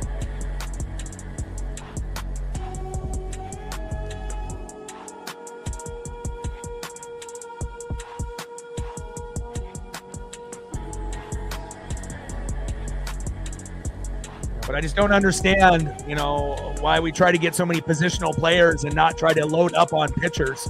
And down goes Dom, 1 away. All right, we're down to our last 2 outs here. Next up is Ben Williamson. Come on, Ben. 288 average, 6 homers, 9 ribbies. And they're going to have Miles Mastrobuoni coming in pinch hit. I agree with this call.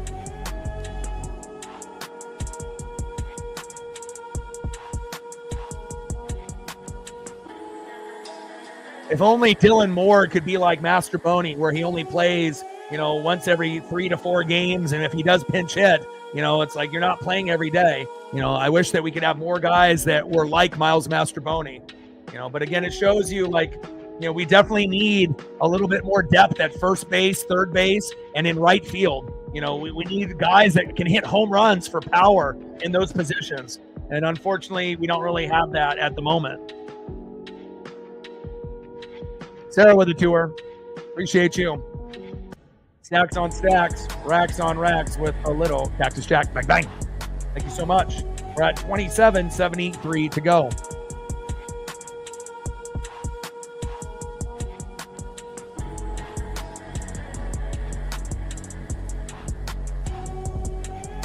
Come on, Miles. 1-1 pitch, low and away. 2 balls and 1 strike from Williams to Mastrobuoni. 243 average, 1 homer, 11 ribbies, OPS of 607, but not an everyday player. So it's going to be one of those things. In play, and Mastrobuoni flies out to left, 2 away. We're down to our last out here. Next up for the Mariners, 1 for 3 with a run, 2 RBIs and 2 Ks. Hit his first home run in his MLB career, and hopefully the Yankee fan was willing to give up the ball and being classy and not just keeping it, because that would be a great souvenir, especially if it ends up being your first home run in your career in the big leagues there. I imagine if it was in Seattle, he definitely would get it back, from a fan. But when you end up hitting a home run in an opposing stadium, you never really know. But hopefully they were able to work that out. First pitch, takes a strike looking, 0-1 count. Not JT in the building, what's good? 0-1 pitch, high and away, misses the strike zone by about 2 feet there. 1 ball and 1 strike from Williams to Young.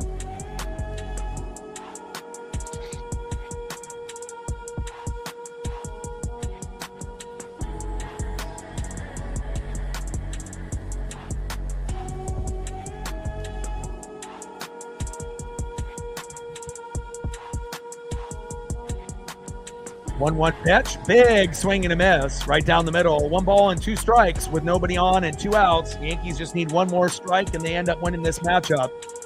But I'm proud of, the fight, with this team again. And there is strike number 3, and that is game over. Final score, Yankees 9, Mariners 6. It's just really disappointing that if we didn't go with Vargas, maybe the game is tied right now 6-6, and it could have gone either way, instead of bringing in a player that, ruins games for the Mariners on the regular, and again, I know it's tough to be able to put in a Brash or a Bizzardo when you're down by a couple runs, but if they would have done that, that could have been the difference between us winning the game or at least getting it to extras rather than losing in regulation by 3. So, and coincidentally, Vargas gave up the 3 runs, and we could have been at a 6-6 tie. So Yankees doing Yankee things, and it's tough, man. And it shows you really how important, the bullpen is. You need to have consistent guys in the pen, not guys that are going to be a liability. And out of like the 8, 9, 10 guys that we have, we only have 4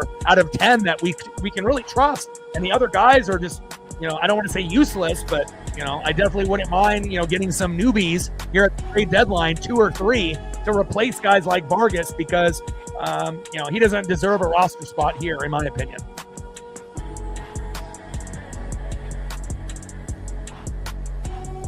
Well, tough break for the Mariners. The Yankees are obviously a good team, and again, they won 2 out of 3 at T-Mobile, and they've won the first 2 games and won the series here against the Mariners. But we do have Brian Wu on the mound tomorrow, and it's a must-win game for us. So hopefully we can bring out the bats, and Wu can pitch a magnificent game, and we can end up winning at least 1 game in the series. And then we got to shoot for 2 wins against the Tigers, but realistically, we probably will only win 1 in that series as well.